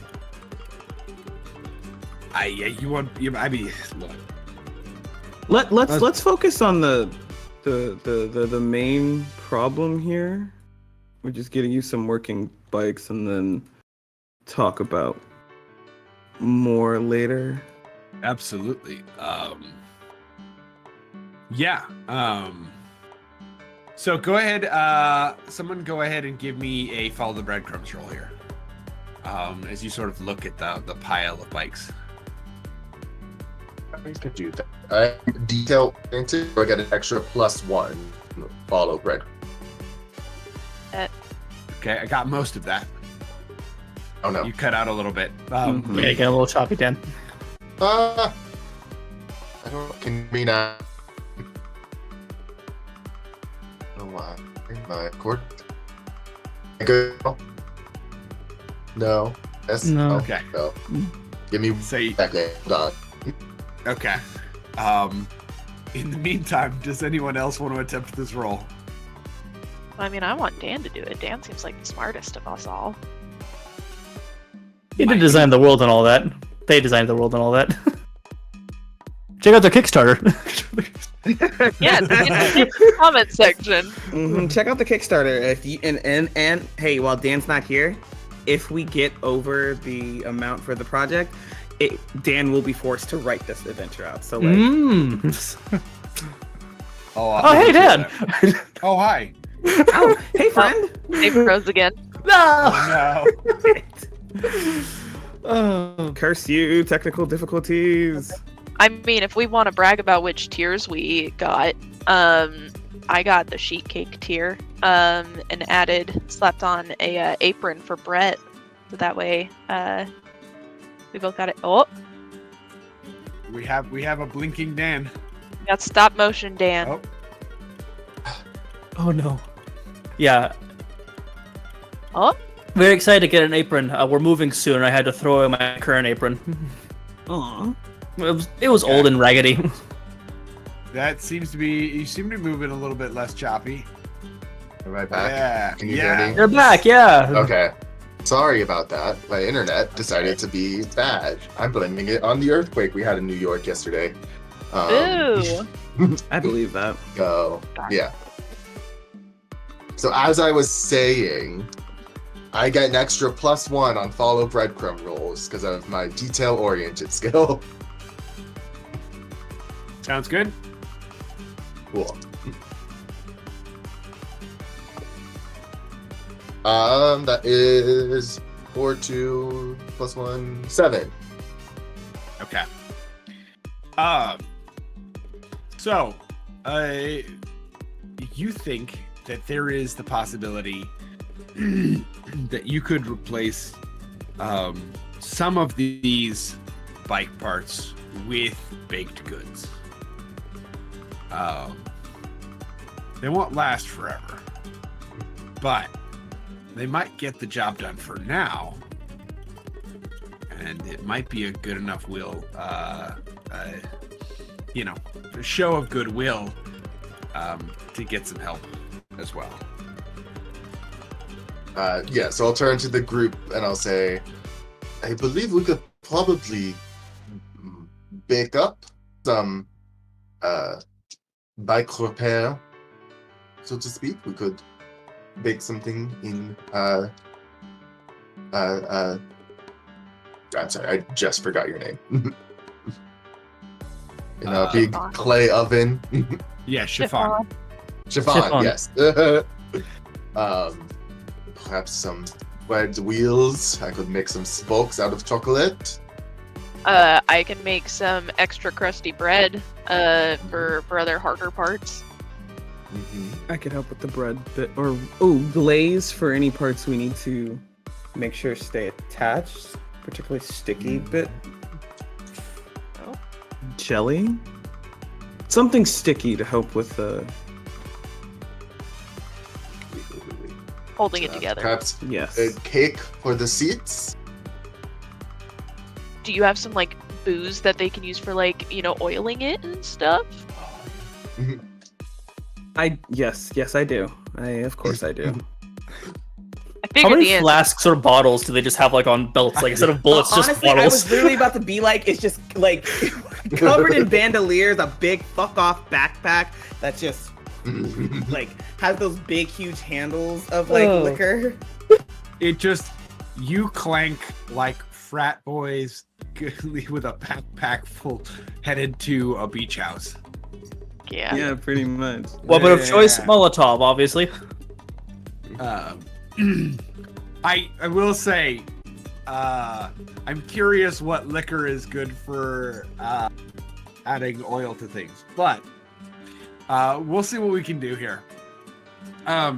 So what we're gonna do is we're gonna sort of speed through this process. Everybody, go ahead and give me a quick roll based on what you're doing, right? Dan, I think that's going to be right. You're making stuff, custom parts, right? So I think Maybe you're by the alter book. recipe? Or Could be. you can do that too. Yeah. I'll say, yeah. I guess, yeah. Everybody give me an alter recipe. That's actually a good call. Because this is That's not your spiritual. normal baking. Yeah. And we're going to have a collective alter recipe roll. You get yourself a dirty baker's dozen. I mean, No. a natural baker's dozen. No, I did not. But my bonus to this does put me up into success. Also, side note, first vodka made with olive oil released in Italy. So I think he has a huge handle of olive oil vodka. Yummy. I got a 10. Okay, we got a 10.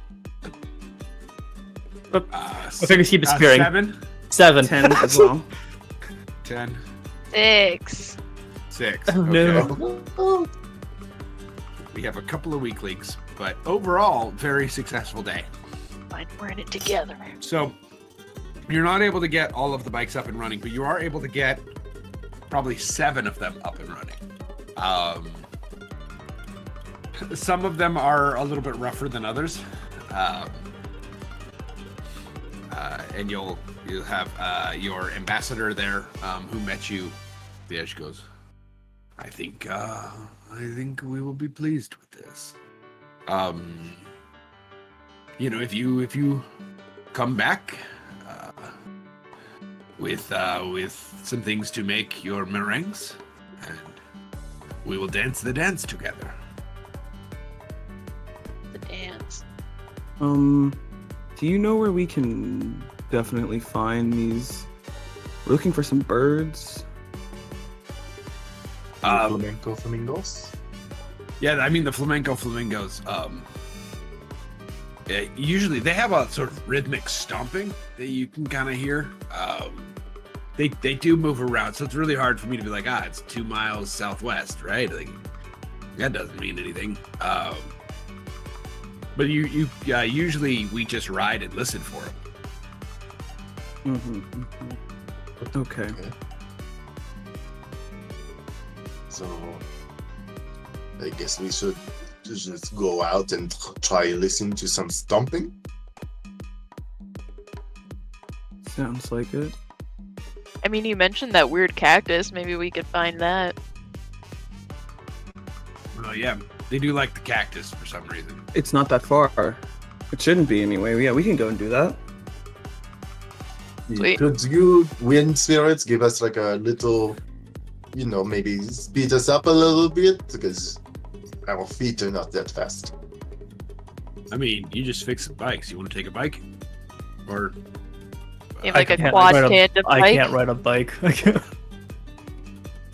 You could we just like attach a couple wheels to you and just kind of pull you along? I mean, what if we just like use him as our transport, kind of out of character Turo style almost. I don't know how else to describe it. Yeah, get some of the wheels that came off that we haven't put back on bikes yet. Just like attach them to Chiffon and just wheel him down. It looks like BJ's got an idea.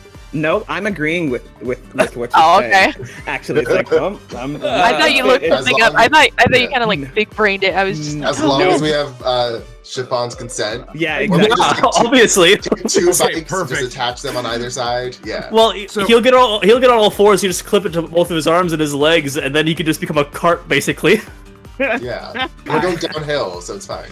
Yeah. Here's the thing. If since Chiffon is okay with this, I love this too much to even ask for a roll. It's gonna happen successfully. Transformers. So, question. Here's I have a couple of logistical questions. Are you all riding on the chiffon cart now, or is there a bike pulling the chiffon cart? Okay, so my thing is maybe we shouldn't use the bikes because there's things that we like did to it aren't going to last forever, and perhaps the people that we are trying to get help from should get first dibs on wearing it out. That is true. Logically speaking, if looking at a bike tire, having us each like crafting bike tires out of clay or something similar, so that way I can use my own material instead of damaging their stuff, would not be that difficult. So that way, either you guys are on the cart, or like if it's too steep for him to climb up, we'll just do what we did with either the chocolate like coating, or like we'll just walk up some hills that can't be climbed up, or maybe he'll just bear crawl it, as it were. A bear claw, if you would. Yeah. Amazing. Okay. So, we are headed. Out of the caldera. Y'all, I think there's a little lip of the caldera, so y'all have to get a kind of a running start and sort of bobsled this, right? Where you hop on as it goes right over the edge, so that you don't get left behind. But so who's doing the pushing? I think is the question here. I got it. You're the strong one. I can do this. There we go. Heck yeah. All right. So time is absolutely going to give it a push, and as it hops over, you will hop on, and you guys are going to take off in the direction of the cactus. It's getting dark now. That is one difficulty, and this is the point where I realize I've forgotten to tell you this. So if you do want to stay the night instead of traveling through the dark, this is your shot. Yeah. Stay in the night? Yeah, maybe we'll do this Probably in the morning. should, yeah. Okay. Okay. But DM, I So- have dark vision. I can lead them. Ooh, you do have dark vision, don't you? That's good to know. All right. I don't have eyes. You can create fire. You could. That is true. I can't create fire. Mhm. Yeah. Okay, so we're just gonna shift to the morning. Y'all are now leaving in the morning. Boom. Crushed it. You have a little bit less time to accomplish your goal overall, but we aren't traveling in the dark, which is probably gonna be easier. And we're gonna move on ahead to about 2.5 hours later. As you guys are really tired of pushing Chiffon up sand dunes that you can't just roll down. It's wildly a lot of core work. Like you don't think about it, it's a lot of core work. And you start to hear the stomping of the flamenco flamingos.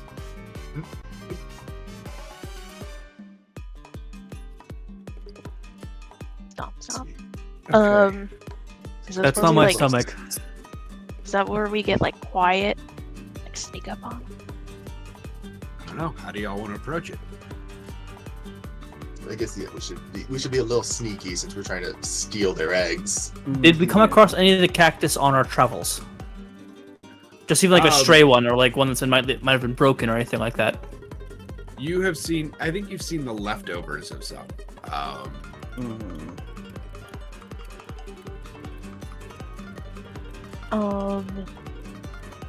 Okay. Should one of us create a distraction and the others go steal it so they have an easier time trying to steal it? Oh, that's That's good. true. That's a good idea. I can do a good distraction. Yeah? Yeah. Alright. Let's do this. All right, cool. I am going to kind of like slowly but like steadily walk up to them. And just go up there and start making my own music and start singing and doing really big dance movements all at the same time to distract him. I'm a dance party this. You will see as many herds of wild animals as soon as you approach. All eyes are on you. Yeah, let's go ahead. This feels like a take a whisk. Take a whisk. Okay. Let me. No. Wait. Since you're helping the other people, it might be a butter 'em up. I mean, Or I moving thought and maybe shaking. moving and shaking. I mean, That could be smart, actually. That is probably closer to that, isn't it? okay. Sweet. Well, if we're going with moving and shaking, Yeah. I do Yeah, have sweet. I do have an ability for that called Flower Power, where if I roll above a 7, then it counts as a full success. Let's go. That's for all. it. Okay. Don't fail me. Unnatural 12. Okay. I wasn't sure if that was you rolled under a 7, so it's automatic, or. But No, I rolled a 6 and a 4, and then I get +2 to physical. Okay. Absolutely. So you start stomping and make. How do you make your own music? How does that actually work? So like, you know when you kind of like when you're on like a dance floor or something, like you're practicing a dance or something, and like you are like going through the dance motions and you're kind of singing it like low singing it to yourself, but instead of just doing it to herself, she's just gonna be like 1, 2, 3, 4 da da da da da da da, or like however like this music is, she's singing this as she's just like moving around. She's like grabbing like the end of her like skirt, like her overall skirt, and she's like waving it around and stuff like that. She's just giving him a show. She's just absolutely performing. Perfect. So as you start to grab that skirt, there's a wild look of confusion from these flamenco flamingos. As you start to wave your skirt around, you realize something that you did not know before. They start to wave their feathers around in the same pattern. You have unknowingly recreated one of the flamenco flamingo dances, and they are starting to dance around you. Heck yes! I love Well, this. this is happening. We're just gonna go find their eggs, I guess. Storm in my oven chest and just. Yeah. Wonderful. Tiptoeing. I don't actually know how we would do like a sneak roll in this. To be honest with you, it might. I would probably be take a whisk. Would it be That's okay? like- That's what I was yeah. sort of leaning to. Yeah. So is just one of you going, or are all three of you rolling? Take a whisk. All three of us? Well, I think all I'm three of us, assuming. yeah. Yeah. Perfect. Let's get it. And I will add to your rolls. I'm still deciding whether that's a +1 or +2 right now, but let me go ahead and just do a quick decider roll here. Okay. Bless you. I rolled a 7. 9. 7, 9. Oh no, BJ. 4. Oof. That's rough, even with the +2. BJ, do you have an experience point? Oh wait, you get those when you fail, right? Yes. Yeah. Oh, So I you have an could- experience. You could So use fine. learn from experience. Learn from experience. Yes, please, So because 5 yeah. +2 is 7. So it's a mixed bag.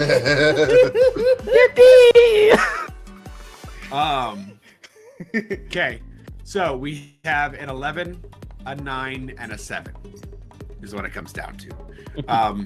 Which, if we're doing an average, does come out to an average of a mixed success. But what we'll do is we'll actually just bring this out. So we're going to start. I do think Monty gets in there first. And Monty, Some short. right, yeah, just runs right in and sort of acts, like they belong, right? Just goes for it. Here's the problem. Chiffon is 9 foot tall, 8 foot tall. Two people stacked on him would be about the same height, yeah.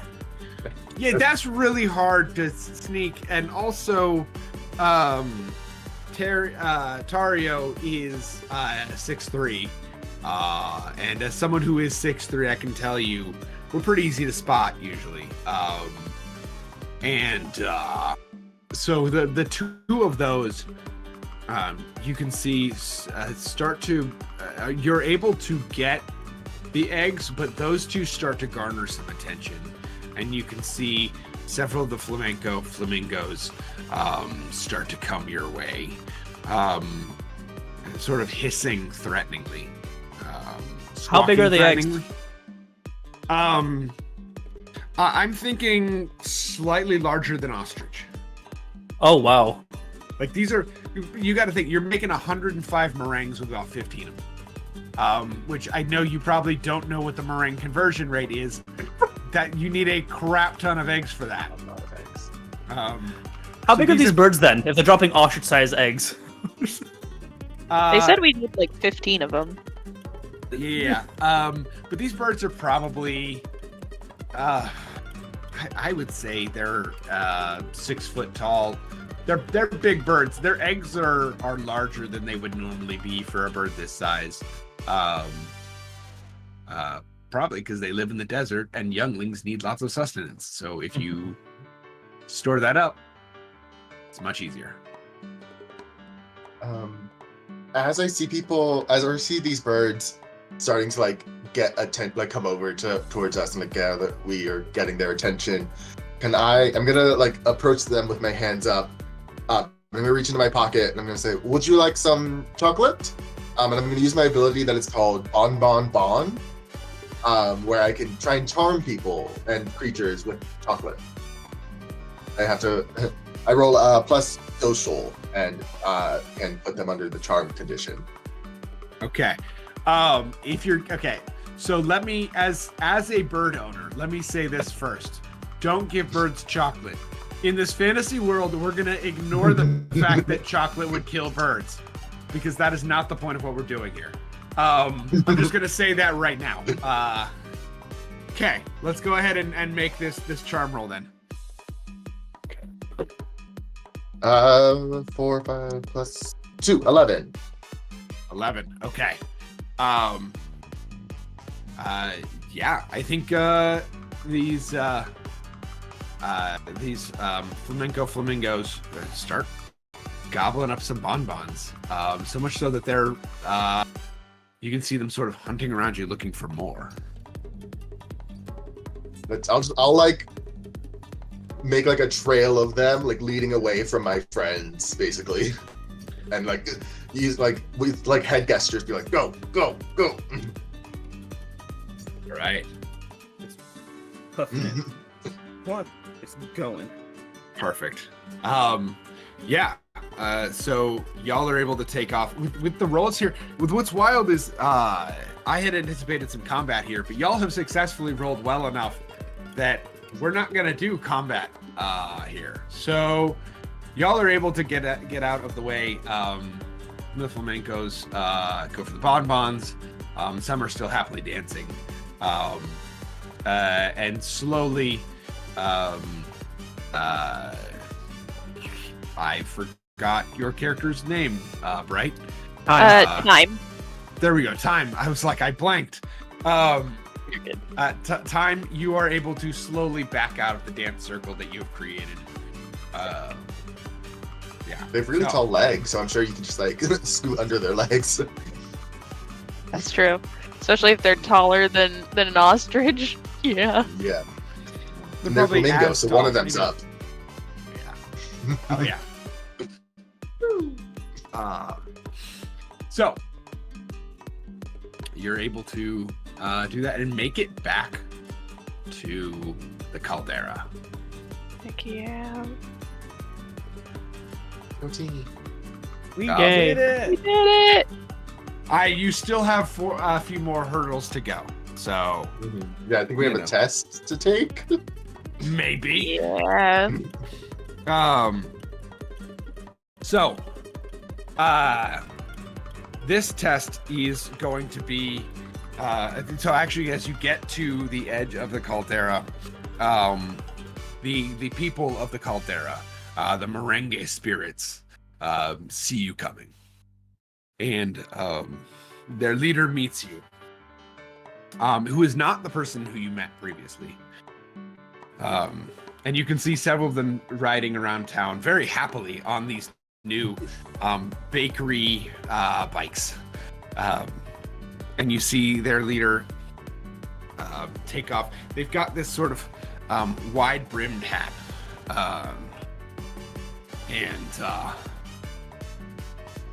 Then they will take off their hat. And underneath their hat is a tiny frog. I gasp. And they say, you are now meeting the leader of the Merengue people, Frederico. And they will gesture at the frog. Slight bow.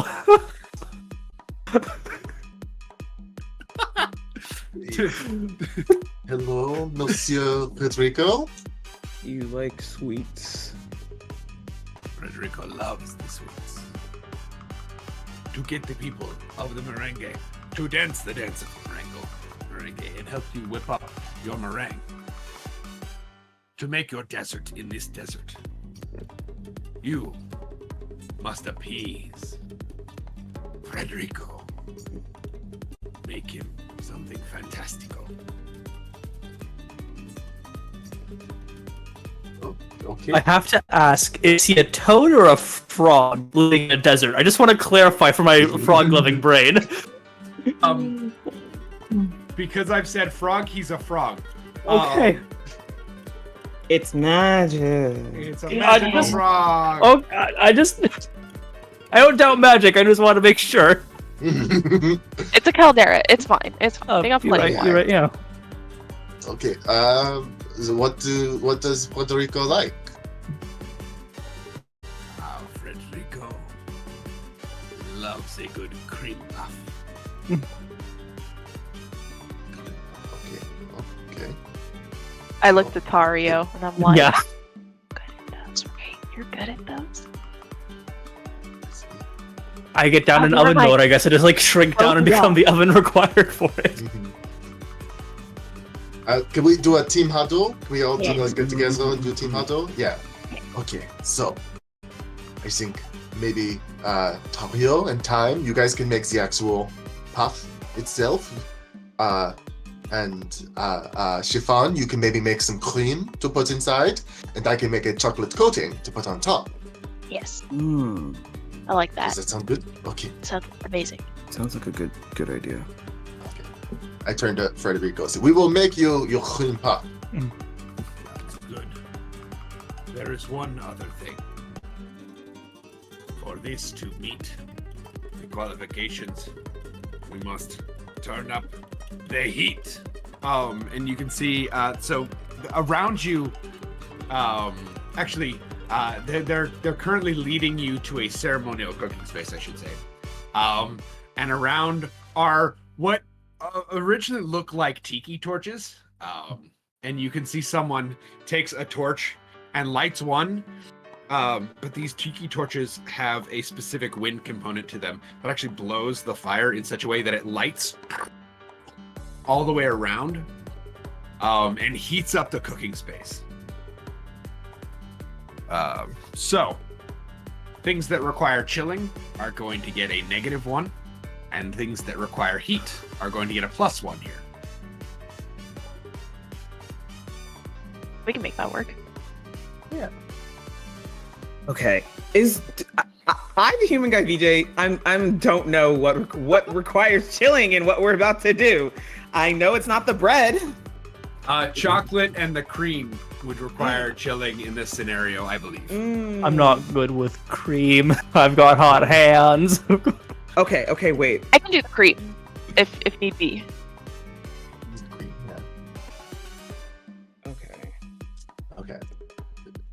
So are we like, we're getting ready? We're doing our baking stuff now? Yep. Mhm. Okay. Yes. So I'm yeah, ready I'm to gonna cream. get some chocolate ready for finishing. Maybe make like a little nice like chocolate like filigree to stick on the top, which would need some chilling. So that would be with a -1 for sure.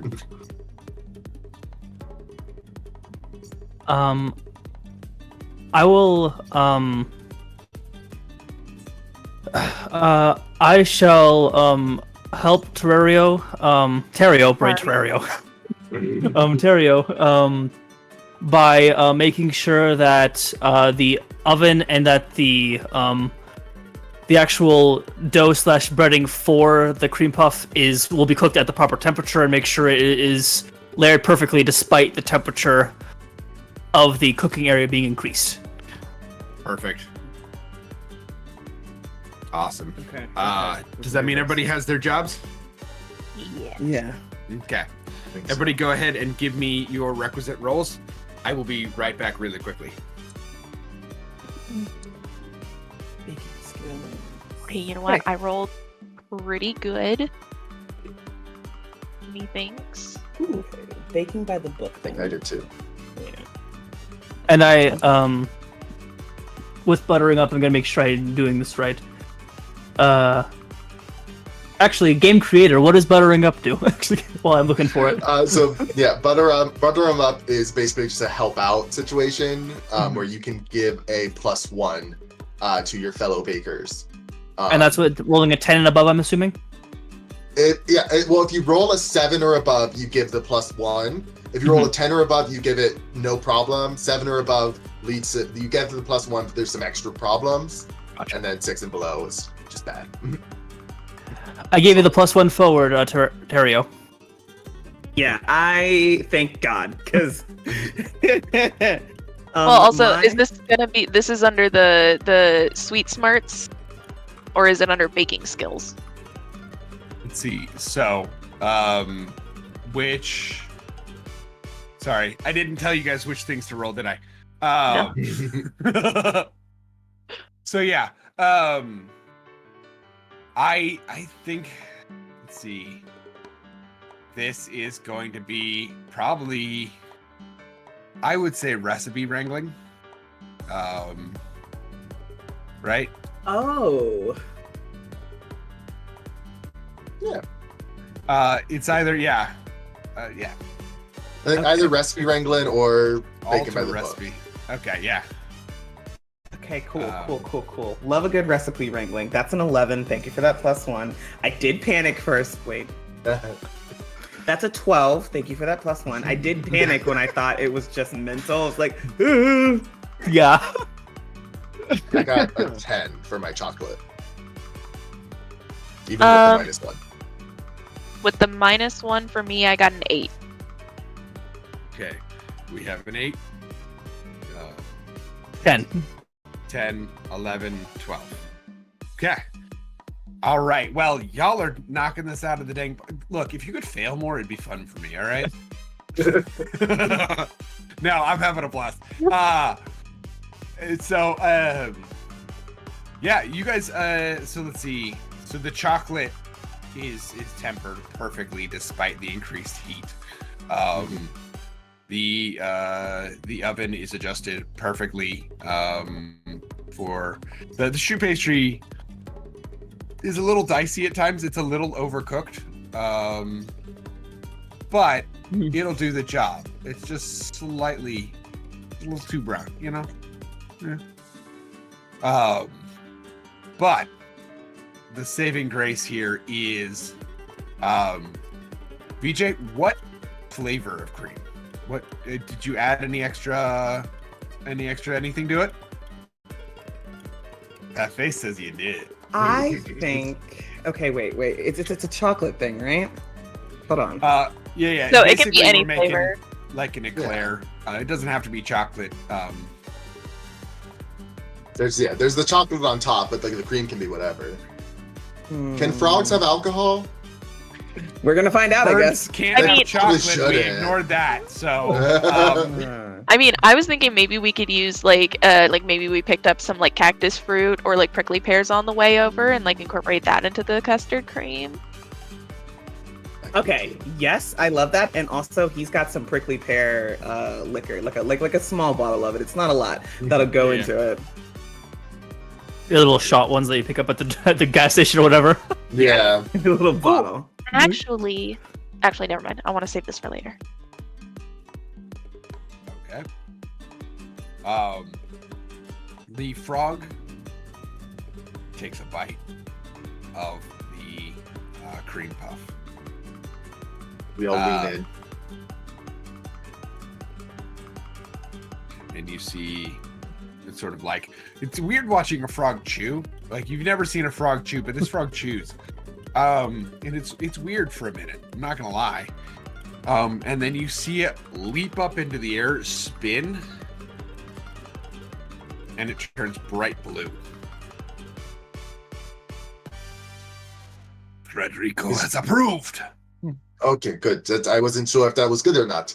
Those was up for interpretation. Yes, if he had turned orange, it would have been bad for you. Bad as in we wouldn't get help, or bad as in something else would happen to us? Well, it depends.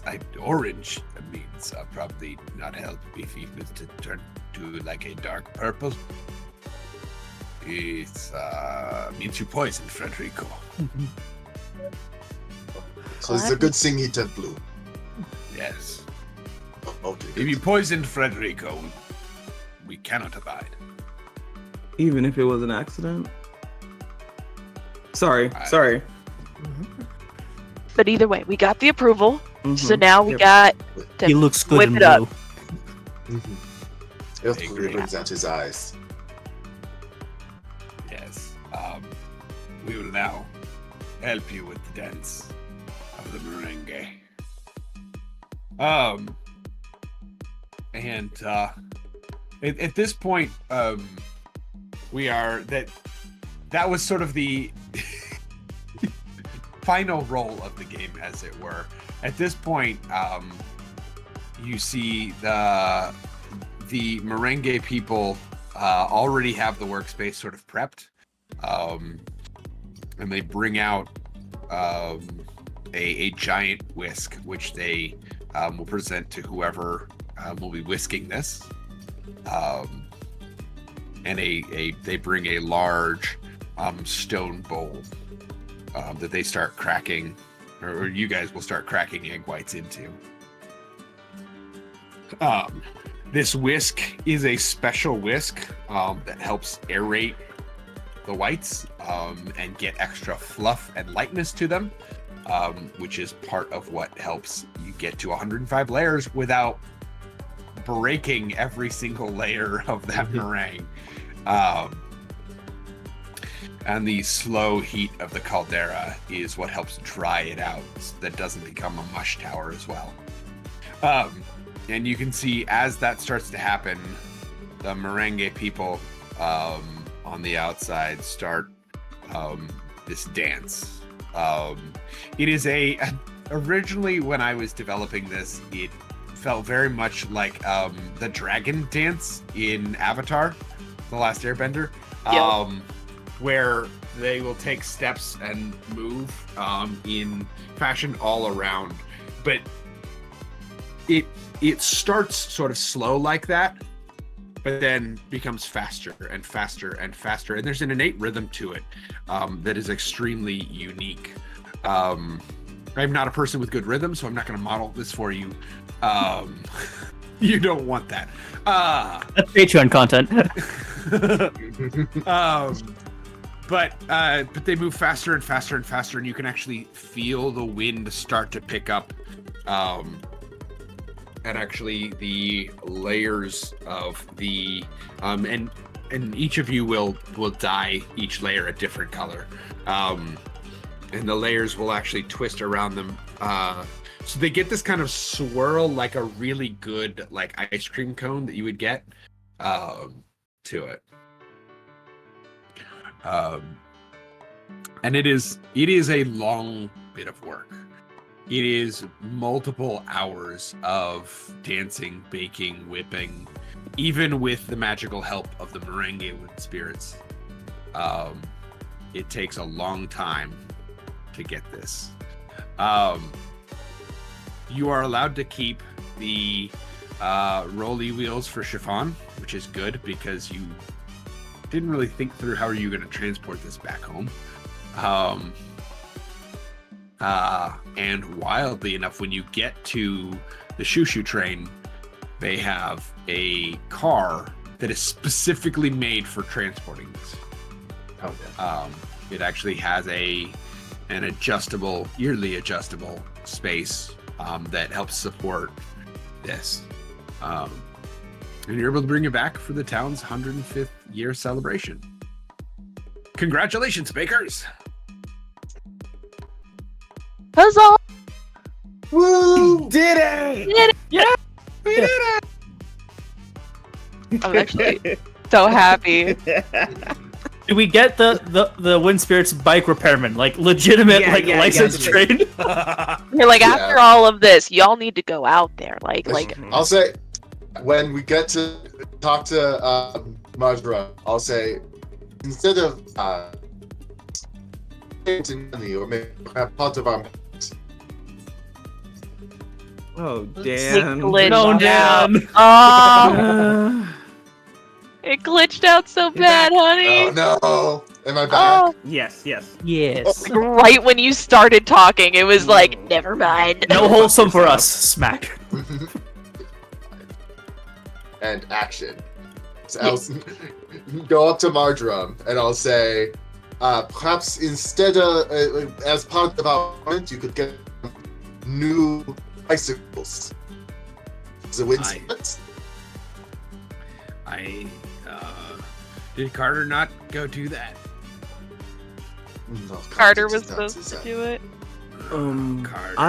I've found in my time that paid interns are much better at getting work done than unpaid ones. So perhaps if things are falling through the cracks, it's because of that. Also, why is one guy having to take a 4-hour train ride to do the job when there's a whole community? Also, Well, it used to be my job, but I've got bunions, so. The whole Like, other why community. does this have to be one lady with bunions issue? Why is the community care That's a good issue? question. That's a good question. And they think after 105 years, we should have an answer. You know, you might be onto something. We'll see what we can do for next year. Wait, are you gonna wait until next year to go fix the bike? roll credits. You know what? As we fade out of this, I feel like this world is sort of Studio Ghibli-esque. We're gonna see a montage of Carter riding a bike that is tied to another bike that's empty, that is tied to another bike that is empty, that is tied to another bike that is empty, that is tied to another bike that is empty, and so on. So there's just like 30 bikes behind Carter as Carter's riding into the desert. Next to the train.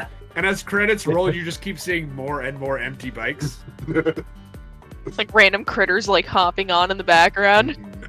Because Carter was the true wind spirit all along. And at the very end of the bikes, riding on the last seat, a tiny blue frog. And that is where we'll fade out on this. It zooms in on him, he winks. Yeah. Yep. Yep. Absolutely. Exactly. All right. Thank you all for tuning in for this episode of the One Shot Wonderarium. We've been playing Story Bake, which is created, of course, by Dan here. We've put that Kickstarter pinned in chat. Go check that out. It's an awesome game. We're loving exploring it. I wanted to get to show off combat for y'all a little bit, but our rolls were too good. The game was too good. So you know what? We had so much fun. So yeah, we had a blast. Go check that out. Go support Dan and VJ, of course, who is helping write. We love Dan. Thanks for trusting us with a playtest. We appreciate that. And thanks to all of my players and of course Blood for making it happen today. Woo! Woo!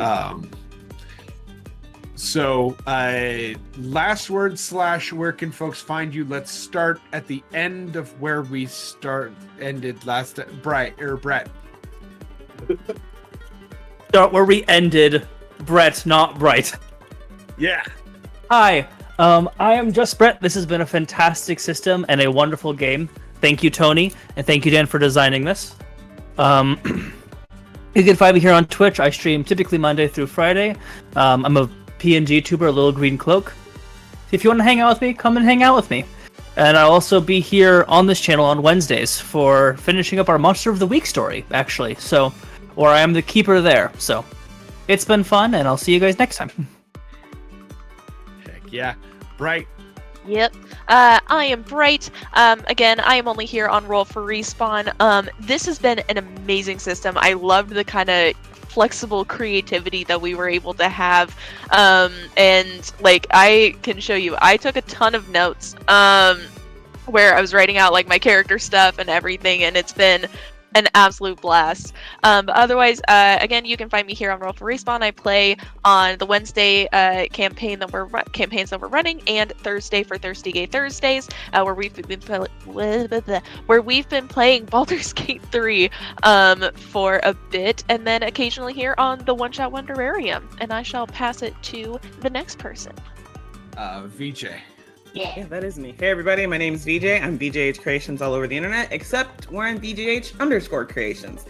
It's only in one place, so you'll figure it out one way or the other. And I had a blast playing this game. I have not started working on the adventure yet, besides the outline. It is due next week, but I'm glad I played this beforehand because now my brain's like, yeah, story bake, adventure brain idea. And you can find me all over the internet, running pro games, making TTRPGs, you can hire me to do that for you, even if you're not a publisher. I'll make things for random people. I might talk to you in the future then. Awesome. And Dan. I have been Dan at Dan_the_Baker. You can find me TikTok, Twitter, Instagram, all that. You can also find me on YouTube at Open Table Adventures, where I also play games and make recipes and interview people. And you can find Storybake on Kickstarter right now. We are about, what day is it? 12, 13 days until the end of our Kickstarter, so make sure you get in there. We have a lot of different lovely tiers where you can get like dice and aprons and so much more. So let's check it out. Yes, absolutely. You guys are, I'm doing the math in my head right now, somewhere around 60, I think it's about 69% of the way to your goal, if my math is correct, in which case, nice. So go ahead, give them a like. I am Tony Will Edit. You can find me here on the One Shot Wonderarium every 2 weeks. You can also find me every Wednesday on the Wednesday Night Revival, where I play the weird characters that come out of my brain. And then on TikTok at Tony Will Edit. If you enjoyed this show, make sure you tune in 2 weeks from now. We will be playing Damn the Man, Save the Music on 420. So of course we've got to make that show about a dispensary that's getting bought out instead of a record store that's getting bought out. So it's going to be a blast. I'm very excited about it. And of course tune in to social media to learn more about who's playing in and what's going on with it as we get closer. So Dan, was I right about 69%? Yes, exactly. Yes. Nice. Nice. All right. On that note, we love y'all. Have a great time and see you next time on the One Shot Wonderarium. Bye. Bye.